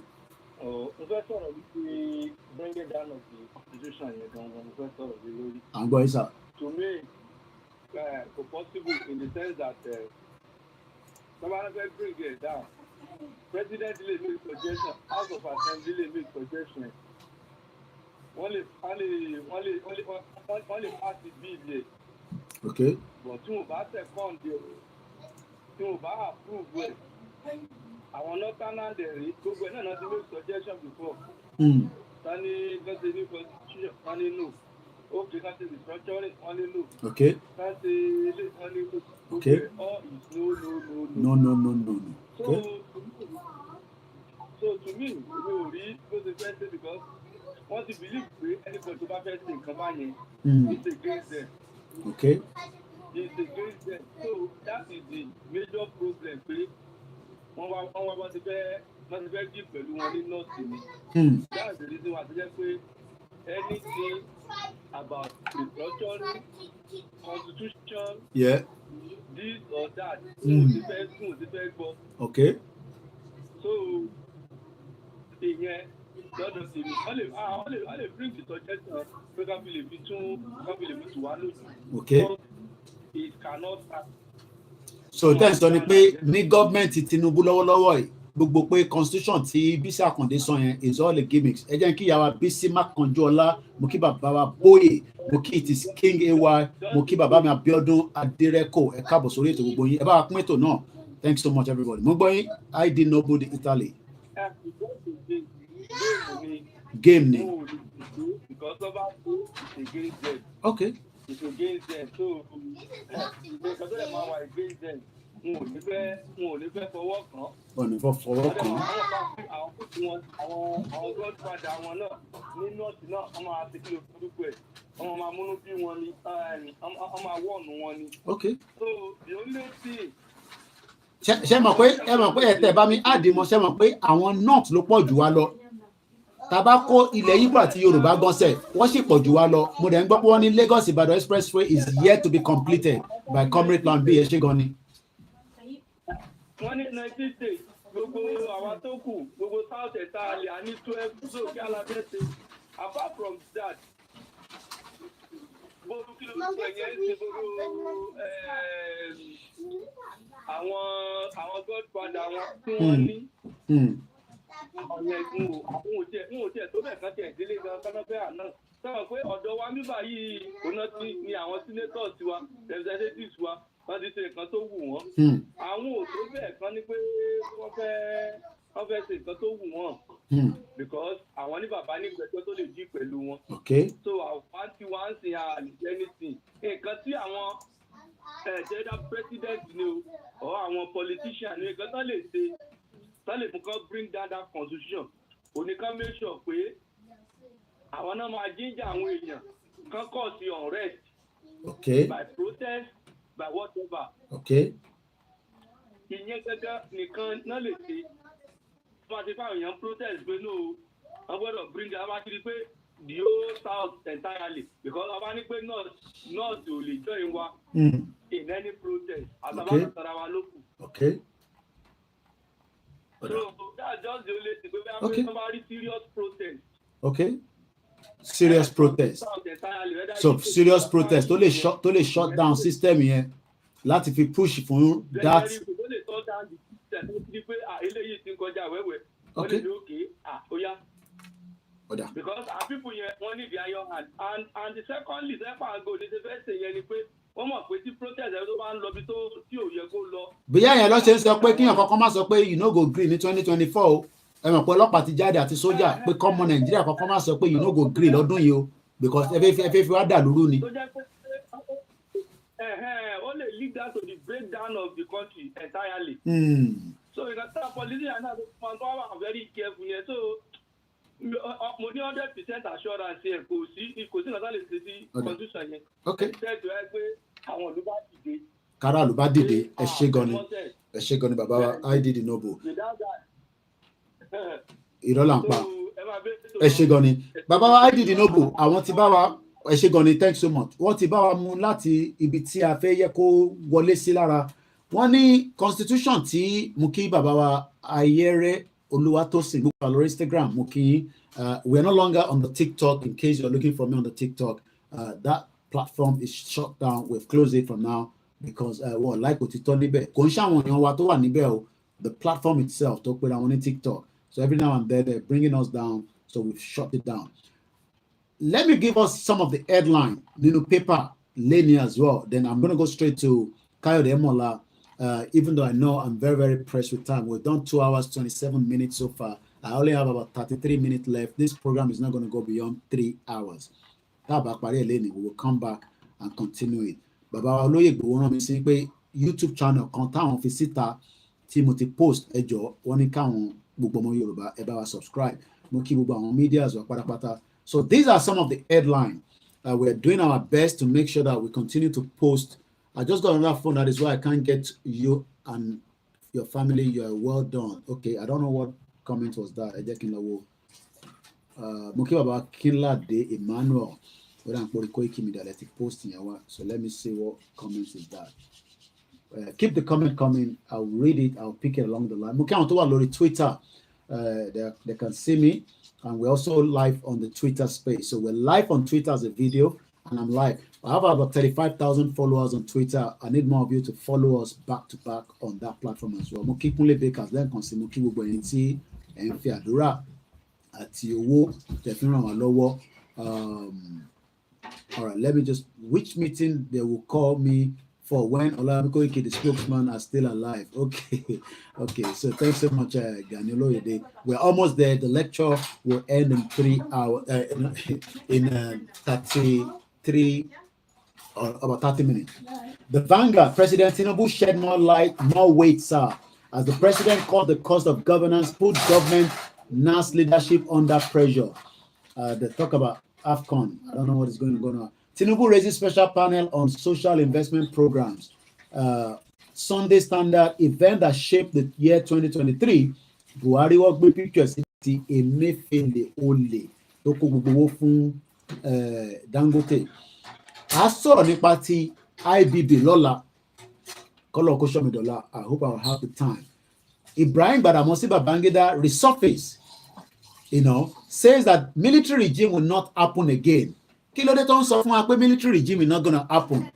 Ṣé wọ́n pé last year tá bá ń sọ̀rọ̀ sometimes àwọn èèyàn máa ń ní irọ́ níjọ́ there was imminent for a coup ní last year. Ṣé wọ́n wò nísìn pé Tinubu náà tó ti wà ń bẹ̀ nísìn ó ti change the structure àwọn military personnel ó ti gbé ọmọ Yorùbá síbẹ̀. Ṣé yẹn ló ṣe wò pé kò likely pé kí coup ṣẹlẹ̀ mọ́ Nàìjíríà? Ṣé kí Babangida ṣì máa sọ fún wa pé a ní rí coup mọ́ ní Nàìjíríà? Ṣé mọ̀ pé òun gan fúnra rẹ̀ olóbùkún ni ìyẹn kan ó tún wá ní òun advocate for two-party system. Kí ló mean by that? Ẹ rántí SDP àti ṣé NRC ní nígbà yẹn ó ní there will only be 2 political parties. These are the people that are still talking. Irú àwọn kò tẹ́ kó máa sọ̀rọ̀ mọ́. And the last one, he calls for restructuring and devolution of powers. Babangida ń pè fún restructuring àti devolution of power. Tó bá dọ̀là lágbára Ọlọ́run, I look into ìkọ́lọ́kọ́ fún àṣẹ. Then, disquiet as Kado, ìyẹn CBN governor, moves to return some Central Bank of Nigeria department to Lagos. Tó bá lè move gbogbo Abuja gan, ẹ dá padà sí Lagos State. So that by the time tá bá máa pín, kò ní sí nǹkan kan l'Abuja mọ́. So that is on that. I'm going to move swiftly on the next slide, which is Tikayode Emola. So Ati Kalano. So I'm just going to go around it again, in summary. Inti brother one saw in Kayode Emola ni pé in every part of the world, I love to bring my map now closer. Ilé ayé bó ṣe wà báyìí. Títà àwọn kan bá dá, títà àwọn kan bá bàjẹ́ táwọn kan ní dání. I really don't. We don't need Lagos as capital in Lagos. I mean, in tó ń ṣe ni pé ó move àwọn bí àwọn tó jẹ́ nǹkan tó jẹ́ sensitive. So tó bá lè move ẹ̀, kí Kàdóso bá lè move ẹ̀ wá sí Lagos, kò ń ṣe pé kó wà ní capital. Wọ́n lè move gbogbo nǹkan l'Abuja kó padà wá. K'Abuja sì máa jẹ́ figurehead níbẹ̀. So I think maybe there's a strategy. Tí Tinubu náà work behind the scene. I don't know. I haven't got any intelligence to that. But kí ló máa ń fa problem around the world? Òun ni ilẹ̀. Àti a máa share YouTube link yẹn ní ìsìn, a share lẹ́ǹkan fẹ́yìn tẹ́ ń béèrè pé link wo ni bàbá wa olóyè ní káwọn èèyàn lọ subscribe sí. Àwọn fúnra wọn lọ pè mí láàárọ̀ yìí pé kí n sọ fún gbogbo ọmọ Yorùbá pé kó bá wa lọ ṣe kí ni, kó bá wọn fi ọwọ́ sí YouTube channel yẹn. Àwọn fúnra ara àwọn làwọn wà behind it. So gbogbo ọmọ Yorùbá, I post I think kó ṣì wà nínú history mi. But my post kí n tó lọ again. Àti post lẹ́ǹkan, but my post again ká tó lọ. So a dẹ̀ ti play video tó ṣe síbẹ̀ tó fi bá gbogbo àwọn èèyàn sọ̀rọ̀ lọ́tùn lósì. Ọ̀rọ̀ mo lè sọ pé bíbá ló wà nísinsìnyí, máa kó delay wa. But I'm gonna find it and post it before we go. Màá lọ wá jáde, má worry. So let's go back to Kayode Mola. So ilé ayé tá à ń gbé nísìn, we are seeing a lot of things unfolding in our eyes, whether we believe it or not. Ìgbà tó gun Russia bẹ̀rẹ̀ àti Ukraine, ó dàbí irọ́ ni, kò lè ṣẹlẹ̀. Eventually, àwọn West wọ́n back Ukraine. Kódà Rishi Sunak ṣe lọ kó £2.5 billion sterling. Ó ṣe lọ kó lé wọn lọ́wọ́. Kíjà ẹ̀ sì lè máa lọ. Ojú ayé wa náà la rí tíjà tó bẹ̀rẹ̀ pẹ̀lú Hamas àti ká sọ pé àwọn Israel àti Palestine. Àwọn Hamas ló lead. Ṣé mọ̀ pé sometimes tí ẹ bá dá sùúrùtù sílẹ̀, kò sẹ́ni, though it's painful, over 20,000 people have died in Palestine, but you can see the row tó jáde ní gbogbo àgbáyé. Àwọn pray pé kí over 20,000 ọmọ Yorùbá kú, but the chances pé Nigeria máa dissolve without a bloodshed, chances yẹn ṣì slim. From my own looking at things right now, slim, because there is a lot of stakeholders in Nigeria in different sectors. Shipping line, lẹ́fẹ̀ẹ́ sọ ni, àwọn cartel tó wà nínú shipping line. There's a lot of different things to hold in Nigeria. So tá bá ní kí Nigeria kó pín pé kò ní sítájẹ̀ sílẹ̀, èmi náà pray bẹ́ẹ̀, but again, I doubt it. So while we are seeing pressure pẹ̀lú ọ̀rọ̀ Palestine àti Israel, kí n kàn mẹ́nu bà díẹ̀, òun ni pé àwọn èèyàn rí òkú tó ń kú, okay, tí Hamas bá tẹ̀ pa wọ́n tó lọ síbẹ̀ ní October 7, because argument Israel nìyẹn pé they have the right to self-defense. Kódà Anthony Blinken continue to say it. David Cameron ó sọ̀rọ̀ ní orí Sky News láàárọ̀ yìí. Mo ní mi ní international correspondent yìí. Wọ́n bi David Cameron. Let me see if I can pull that quickly. Kí ni wọ́n bi David Cameron? Ẹ jẹ́ n padà sórí Twitter mi.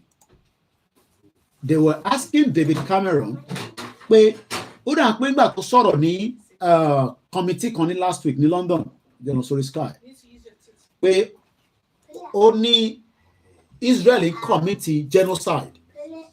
Ó ní no, òun sọ bẹ́ẹ̀, wọ́n ṣe òun gbọ́ ni o, onoda. Kí ló wá rí sọ̀rọ̀ South Africa tó gbé Israel lọ sí Hague for genocide? Kí ni 6 people arrested over suspected plot to disrupt London Stock Exchange. Okay, breaking news. Mo fẹ́ lọ sí ibi tí David Cameron ti sọ̀rọ̀. It is hard to think of this danger and insecurity around the world. Ẹjẹ́ ń share kíní lọ sórí Facebook kí lè play jáde. Torí tá bá ń sọ fẹ́yìn tẹ, ẹ mọ̀ pé ẹ prefer àwọn òyìnbó, ẹ mọ̀ pé ẹ like òyìnbó kó sọ̀rọ̀, ẹ mọ̀ pé mi ò ń ṣe òyìnbó. Bí àyẹn lẹ̀ ṣe fẹ́ bí ẹ ṣe ń tó kí David Cameron tó bà ayé jẹ́ tó bọ̀rùn jẹ́, òun àti Tony Blair, àwọn ẹni dúró dè kọ́ wá sọ fún yín pé Nàìjíríà máa pín. Àwọn ò ní ẹ̀bà sọ fún yín yẹn, sọjá gbọ́n kan tó sọ. mo fẹ́ lọ post link ẹ̀ sórí Facebook mi màá play jáde so ẹ jẹ́ wá play jáde nísìn mo kí gbogbo alẹ́ kan sí we are just 30 minutes less away from the broadcast. Yoruba Nation is the only hope. Mo kí Pastor Mo Baba Akilade mo kí ilé kan sí nobody is coming to save us.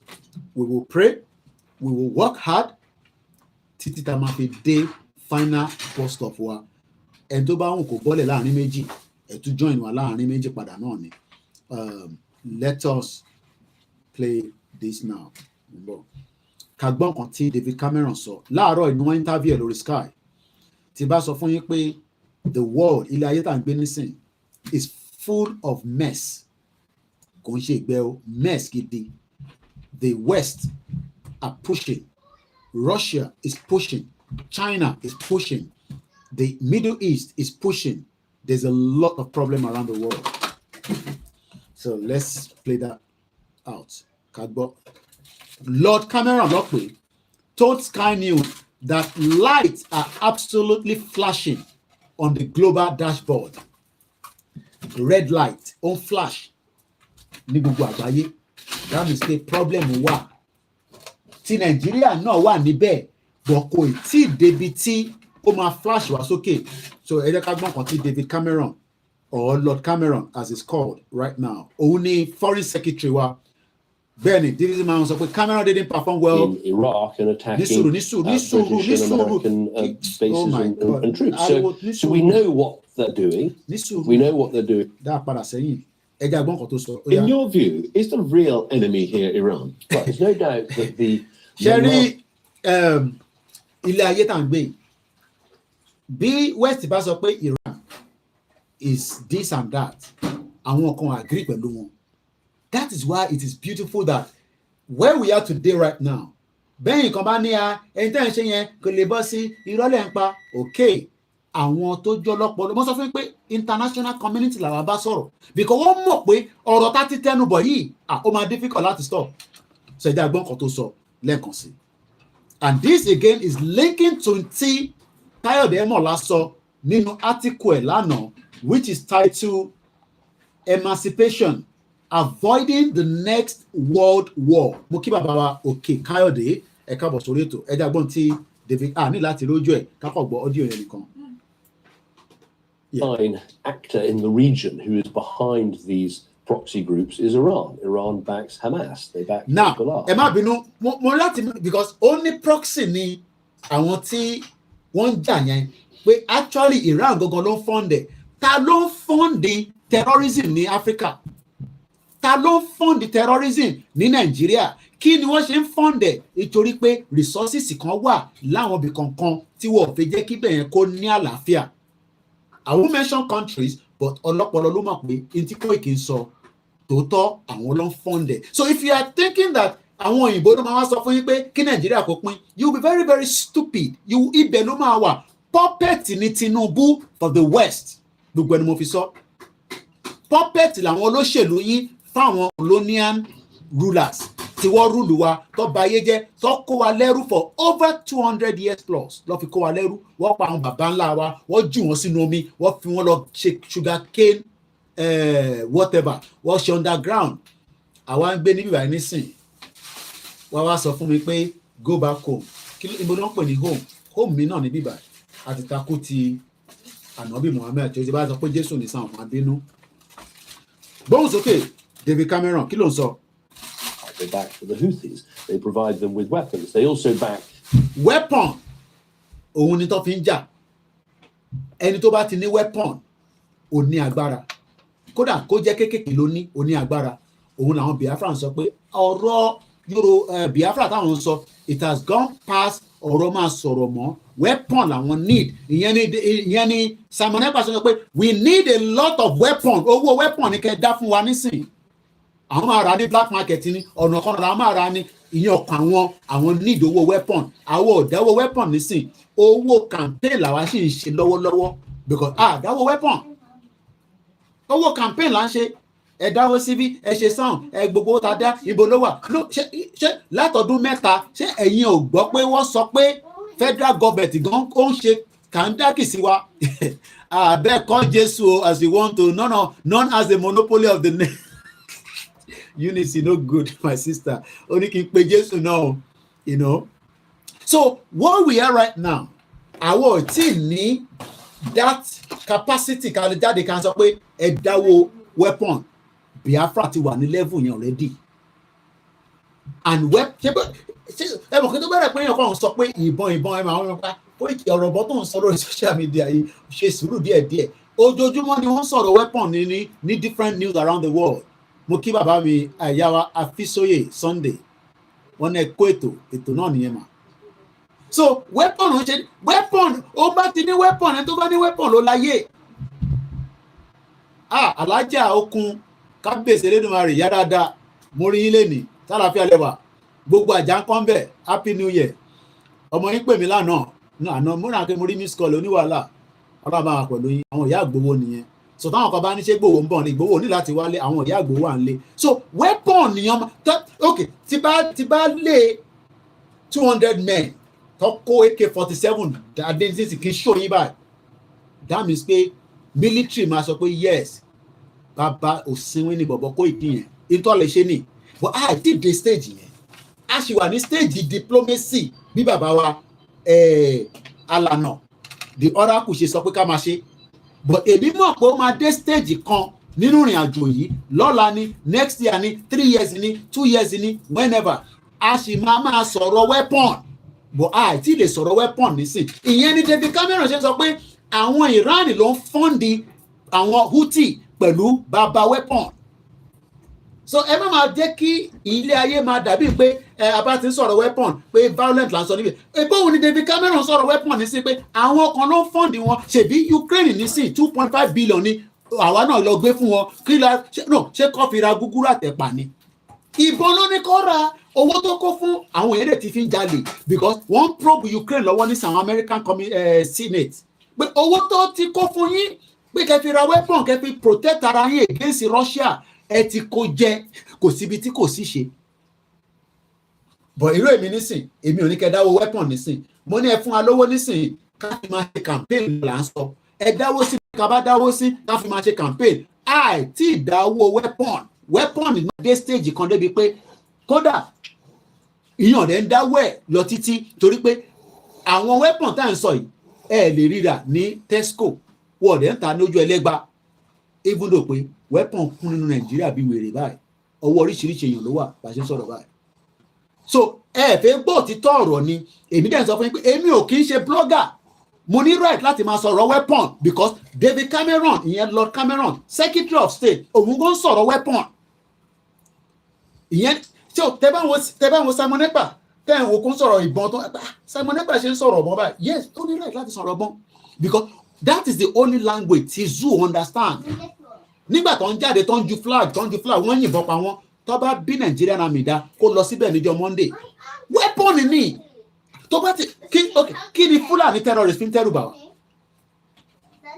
kí ni wọ́n fi ń dẹ́rù bà wá nílẹ̀ Yorùbá nísìn weapon ni àwọn bàbá wa tó wà nínú igbó wọ́n gbé ṣakabùlà dání èèyàn gbé AK-47 49 tó yẹ pé tó bá gbọ́wọ́lé trigger báyìí búlẹ̀tì bíi 20 máa jáde kàkàkàkàkàkà ẹ̀wọ̀n wá gbé ṣàkàbùlà kàkàkàkà ìgbùgbù pú báyìí wọ́n tábàtẹ̀ sọ pé àwa ní nǹkan bàbá ńlá wa which time ò lè sọ pé kò sí a gbọ́dọ̀ ní weapon but àìtí débi tá a máa sọ̀rọ̀ weapon bí àwọn Biafra because àwọn ti kọjá level àwọn campaign àwọn ti wà ní another level so ẹ má máa compare wa pẹ̀lú Biafra but tó bá náà wọn fẹ́ lọ ẹ má yẹ ká dìlé wọn tó bá máa forí Tinubu fàgbọn ẹ jẹ́ kó fi fàgbọn kí Tinubu rí ẹ̀kọ́ tó máa lọ tí Tinubu bá mọ̀ pé òun fẹ́ wàhálà kó fún wọn ní exit plan kó sọ pé Simon Ekpa let's sit down not in Nigeria and we will give you access to go àwọn north nísìnyí àwọn fi weapon fi disturb wa because gbogbo north àwọn governors yẹn they are Fulani díẹ̀ nínú wọn ní Hausa náà sọ pé rẹ́ni mọ̀ ń ṣe gbọ́ǹkan tó sọ ní bíbá ó ní Iran ló ń fund àwọn Houthis Yeah. Change it. I'm almost done. I'm just 15 minutes away. Dinner. So, weapon is not something that is bad. Àwa ò lò nísìnyí ẹnu làwa ń lò. Wọ́n dẹ̀ ti sọ pé Koiki tututututu irọ́ ló ń pa. Okay, no problem. Ẹnu yìí náà láti fi máa jà. Bí ẹnu yìí ni máa gbé lọ sójú ẹlẹ́gba nígbà tí àwọn zoo military bá dé nígbà táwọn náà bá rí pé àwa náà dúró tán. Tọ́rí pé àwọn boys yóò ṣeré. Ìyẹn ni wọ́n ṣe ń bẹ̀rù Biafra. Gbogbo tí Simon Ekpa ń sọ kò sílùú kan tó lè stop Simon Ekpa láwọn ọ̀rọ̀ tó ń sọ. Because only right to self-defense. Just like Israel náà ṣe sọ pé àwọn ń defend ara wọn. Just like bí Hamas náà ṣe sọ pé àwọn ní right láti ní country tiwọn. Ọ̀rọ̀ tó wà nílẹ̀ yìí ẹlọgbọ́n kan tí brother uncle mi kan send ọ̀rọ̀ tí màá òbí tí bá lè play nísìn tí màá dẹ̀ try láti play ó wà lórí fóònù mi. Mandela kọ́lọ̀ fọ́ọ̀rùn kẹ ó ní ta ló fún Amẹ́ríkà ní right láti máa power gbogbo kó máa ṣe police gbogbo àgbáyé ta ló fún wọn ní right kò sọ́ni kankan tó fún wọn ní right and that is the advantage tá gbọ́dọ̀ lò nísìn because the world is not stable so tíjà bá ti bẹ̀rẹ̀ lókè lọ́hùn a gbọ́dọ̀ make sure pé a gbàsí fún Nàìjíríà dáadáa a máa wò pọ́mọ Tinubu ni ká gbàsí fún Tinubu ká forí ẹ̀ fagbọn ká gbàsí fún torí pé kò fẹ́ gbọ́ràn torí a sọ fún pé ọ̀rọ̀ Nàìjíríà yìí ká fà wálẹ̀ ẹja gbọ́n tí Lord Cameron sọ gbóhùn sókè Lord Cameron. Armed groups that are acting within Iraq and attacking British and American bases and troops. So we. Ẹ̀gbọ́n ọ̀dọ́ sọ àwọn ò láìkì yẹn ṣe rí Biafra àwọn tí ì ṣe gbogbo àtàkì British institution àbí kankan kò sí tó kàn pẹ̀lú yẹn but ti Nàìjíríà wàá disorganize nínú ọdún yìí ṣọ̀rẹ́ ọdún tàwa yìí tó bá mọ Ifá lọ fi Ifá wò tó bá mọ Ọ̀pẹ̀lẹ̀ lọ wò ó tó bá mọ àwẹ̀ gbà wọnú àwẹ̀ lọ kó ní kọ́nà tẹ̀ síjú tó ń lọ nínú ayé kó fi wọ̀n ẹ́ is a very very another important year èmi ò ní kankan máa ṣẹlẹ̀ o but ọdún tàwa yìí is going to be very very tough again. jókòó kó máa sọ pé they play ní London èmi náà ń play ní àwọn ilé ti dààmú ṣẹ́rí wọ́ọ̀ fi wọ́n lọ́kàn balẹ̀ ní Middle East wọ́ọ̀ ní ṣú ẹ̀ fún yín ní CNN àti kìíní torí pé wọ́n mọ̀ tó bá ń ṣú ẹ̀ continuously ara máa gbé àwọn aráàlú yìí lánàá ní London gbogbo protest tó jáde wàá fẹ́ tó 1.something million kí ló dé nítorí pé àwọn èèyàn láìkẹ̀ ẹ̀jẹ̀ bẹ́ẹ̀ ni Mr. Idris àwọn òyìnbó yẹn they are very very hypocrite àwọn ò fẹ́ jẹ́ pé affect àwọn nǹkan wọn ní Middle East àwọn kẹ̀rẹ́ dẹ̀ ní abá wàhálà àwọn colonialist àbí kí là ń pè wọ́n àwọn òní dárúkọ wọn bọ̀ gbogbo yín tí ń bá tẹ̀ fi gbogbo ẹnu sọ̀rọ̀ ó yẹ yín ibi tá à ń lọ ta ló ká wàhálà sí wa lọ́rùn so ibi tọ́rọ̀ wà nísìn is either they allow diplomacy or ó máa di irin sírin ìyẹn mo sì sọ pé ní 3 years ago tá a bá bọ́ sórí M1 a sì ń ṣeré ni bó bàbá kí tó yóò ní announce M1 lórí social media Ìgbòho ní announce M1 lórí social media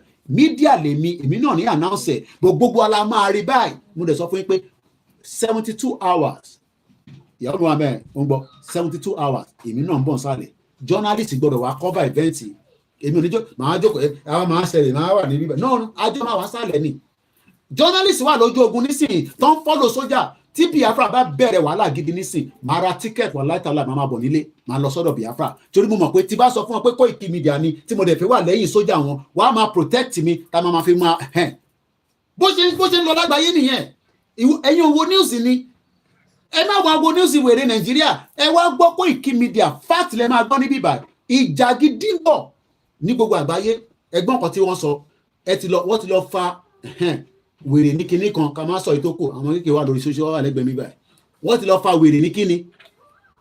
wèrè ní kíni wo Middle East a máa ṣé tèmi lẹ́ni tutututututu in tó máa gbóná ẹgbẹ́ kan tó sọ ó ní ó ti wà red ẹjẹ́ rìn wánẹ̀ díẹ̀ gbóhùn sókè David Cameron ọ̀rọ̀ àárọ̀ ìlélẹ̀ gbàtẹ́ kúkú ní gbọ́ news. In your view, is the real enemy here Iran? Well, there's no doubt that the malign actor in the region who is behind these proxy groups is Iran. Okay. Iran backs Hamas. They back Hezbollah. They back the Houthis. They provide them with weapons. They also back armed groups that are acting within Iraq and attacking British and American bases and troops. So we know what they're doing. We know what they're doing is wrong. We call them out for it, and we're very clear about that. Our view is, look, take a step back from this. I mean, it's hard to think of a time when there's been so much danger and insecurity and instability in the world. The lights are absolutely flashing red, as it were. Flashing red. Danger, insecurity in the world. You want to say, it's not going to happen. Anyway, mo ti ń gbọ́rùn nǹkan ní kitchen, ẹ ká wine it down. Mo kí gbogbo alẹ́ nǹkan sí bàbá mi Oyèládé Amusa, mo kí yín sà. Bàbá wa Bámidélé Mohammed, mo fi tẹlẹ́dùmarè kí wa. Amusu Ṣẹ́gun, mo kí yín. Mo kí ọmọdé, mo kí àgbàlagbà. Ìyá mi Jelila Eniola, ẹ ṣé gan ni mà. Thank you so much for everyone. Bàbá wa Sheikh Rasak Abolore, mo fi tọ̀wọ̀tọ̀wọ̀ kí yín. Àdúrà gbogbo wa máa gbà dáadáa ju bí a ṣe ń fẹ́ lọ nínú ọdún yìí.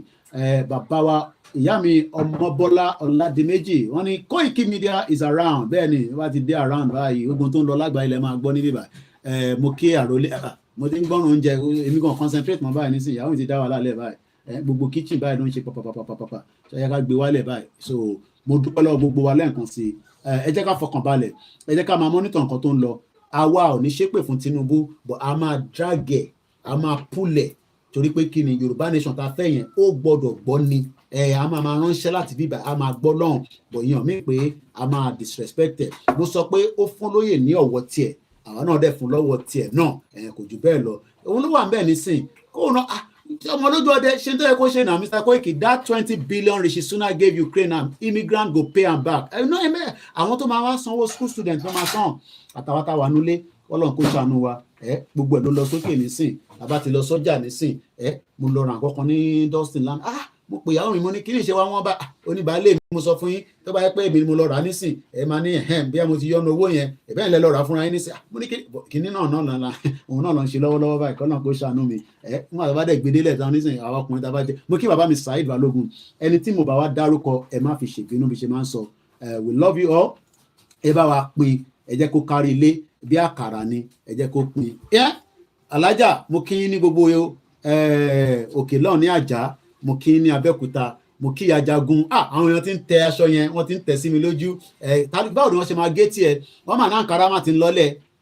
Ẹni tó bá fẹ́ ra àǹkárá, mo bá kò gbọdọ̀ kú comrade sọ̀rọ̀ lọ́sàn àti òkè bí ọ̀run kò sí. Wọ́n ná àǹkárá yẹn ti ń lọ́lẹ̀. So ọ̀dẹ̀ mọ̀ bí wọ́n máa produce ní I don't know, but wọ́n lólóye ní kọ́ sì máa ta àǹkárá lọ sẹ́ ẹ ní kọ́ bá wa produce àǹkárá káwọn àwọn tó fẹ́ ra àǹkárá ó ṣìpù ju kọ́ máa sọ pé kò sí àǹkárá carnival ni.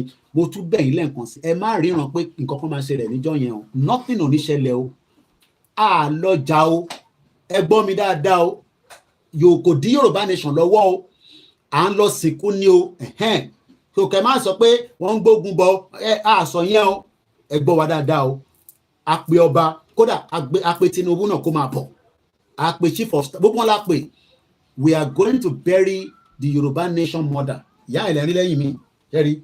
So má wàá jalè níjọ́ yẹn o, torí kámẹ́rà Koikimedia tó bá lọ pick ẹ pé o kò lọ ṣe pickpocket táwọn boys bá nù ẹ nìkan Nasarawa ló ti máa bá rẹ o, kọ́nà kó ṣàánú ẹ o. So mo kí gbogbo alẹ́ nǹkan sí o, ìyá dáadáa ló kú tá a fi lọ sin òkú wọn. So mo kí gbogbo àwọn olúwo ẹ support wa, tá a bá wá ní kẹ́ support voluntary ni kò ń ṣe dandan voluntary, but ẹ bá support 3 million làwa need fún media wa fún that day. Tí bá dẹ̀ ní that day media tèmi máa ti travel ahead ẹ kúkú mọ̀ bá ṣe máa ń lọ. Wọ́n dẹ̀ ti promise pé Mr. Koiki ẹ má wá lé o, ẹ má ra ticket pẹ̀ ń bọ̀ ń lé o, èlò làǹkárá ẹ ra àǹkárá ìjẹrẹ sí ni màmá kò wọ́n jù ó rà pé bí i 2,500 àbí 3,000 kò ń ṣe tó wọ̀n. Tẹ́ bá send message sí mi ẹ lè communicate pẹ̀lú any other media nílé náà àti àwọn tó wà labroad wọ́n máa sọ bẹ́ẹ̀ ṣe lè ra àǹkárá. Tó o bá ń wá account number mi má mix number papọ̀ kó má lọ sanwó sẹ́lòmíì o, 309-680-8848. Ẹ̀yin tẹ́ ń fún wa kò ní tán níbẹ̀, èyí tẹ́ fẹ́ fún wa tí ẹni ọmọ ìbúdẹ̀ ṣe máa ń sọ pé mo fẹ́ kọ́ fún lówó àní ni ẹ máa fàdúrà ràn mí lọ́wọ́, èyí tó ṣe kókó jù nìyẹn. Everybody is invited, ẹ máa bọ̀ kò sí tó kàn wá. So ìjà kọ́ là ń bá lọ à ń lọ sìnkún ni, ẹ gbọ́ wa dáadáa o. Mo kí bàbá wa olóyè gbogbo, mo kí gbogbo àwọn tó ń prepare. Ìbà Gani Adams bàbá dáadáa mo kí yín. Bàbá mi Ọláwálé Jíbọ́nà wọ́n ní I always enjoy your lecture. Bó ṣe láti rí nìyẹn. So yẹ ká wind it down torí I am just almost out of time.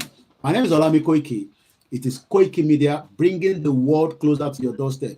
Any question ẹ lọ sórí website ni section kan wà níbẹ̀ a ní do you have any question ẹ̀yẹn type ẹ̀ síbẹ̀ màá reply yín èmi personally ni màá reply yín ẹ support wa we need a lot of help with our media so ẹ má dẹ̀ gbàgbé GoFundMe wa gbogbo ẹ̀ náà kó lè fi dá náà nínú ọdún yìí ni 2024 is a very very tough year mo kí ìyá mi mo kí àwọn family mi náà mo kí gbogbo ẹ̀yin tẹ́ wà ní gbogbo state pátápátá mo kí ní Brazil o mo kí ọmọdé mo kí àgbàlagbà happy weekend àbí weekend tẹ̀ ti tán àtúntò wọnú Monday bí ojú ojí mi lọ́la àwọn kan ti máa ní Koiki ní òtútù gbogbo ẹ̀ wá dúdú wo kókó aago mẹ́rin bá ti lò nílùú òyìnbó báyìí gbogbo ẹ̀ máa dúdú ni kọ́lọ̀ bẹ́ẹ̀ Elédùmarè kó já rí Yorùbá nation wa gbà ní kíákíá ọdún wo ló máa bọ́ sí I don't know kí gbogbo akákọ̀ prepare mind wa pé anytime any day tó bá ti yá àbọ̀ sí má believe gbogbo nonsense àwọn jagbajanti sọ ti gba country o gbogbo yẹn fàbú ní gbogbo ẹnu mo fi sọ jìbìtì ló wà níbẹ̀ wọ́n ń ṣe awareness ní tèmi rí níbẹ̀ nìyẹn kódà Wálé àlẹ́ ẹ̀gbọ́n mi ó ti ya jábọ́ ń tiẹ̀ but at the end of the day Yorùbá we are one but tó bá ní àwọn ṣe pẹ̀lú wa ẹ fi wọ́n sílẹ̀ wọ́n ní Tinubu can't single-handedly pull down the constitution so we hope and see. Thank you so much. Have a very good afternoon. Good evening. Bye for now.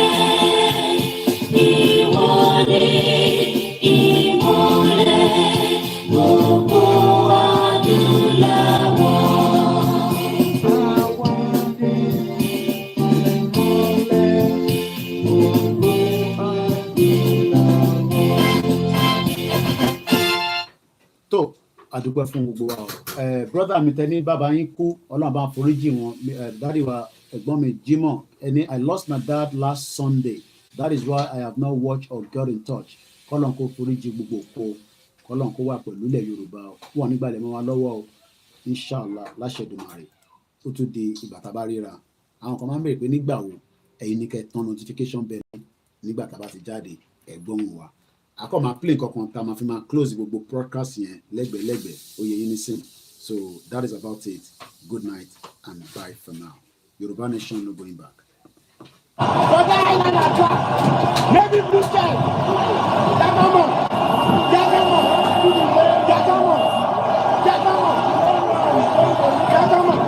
lásìkò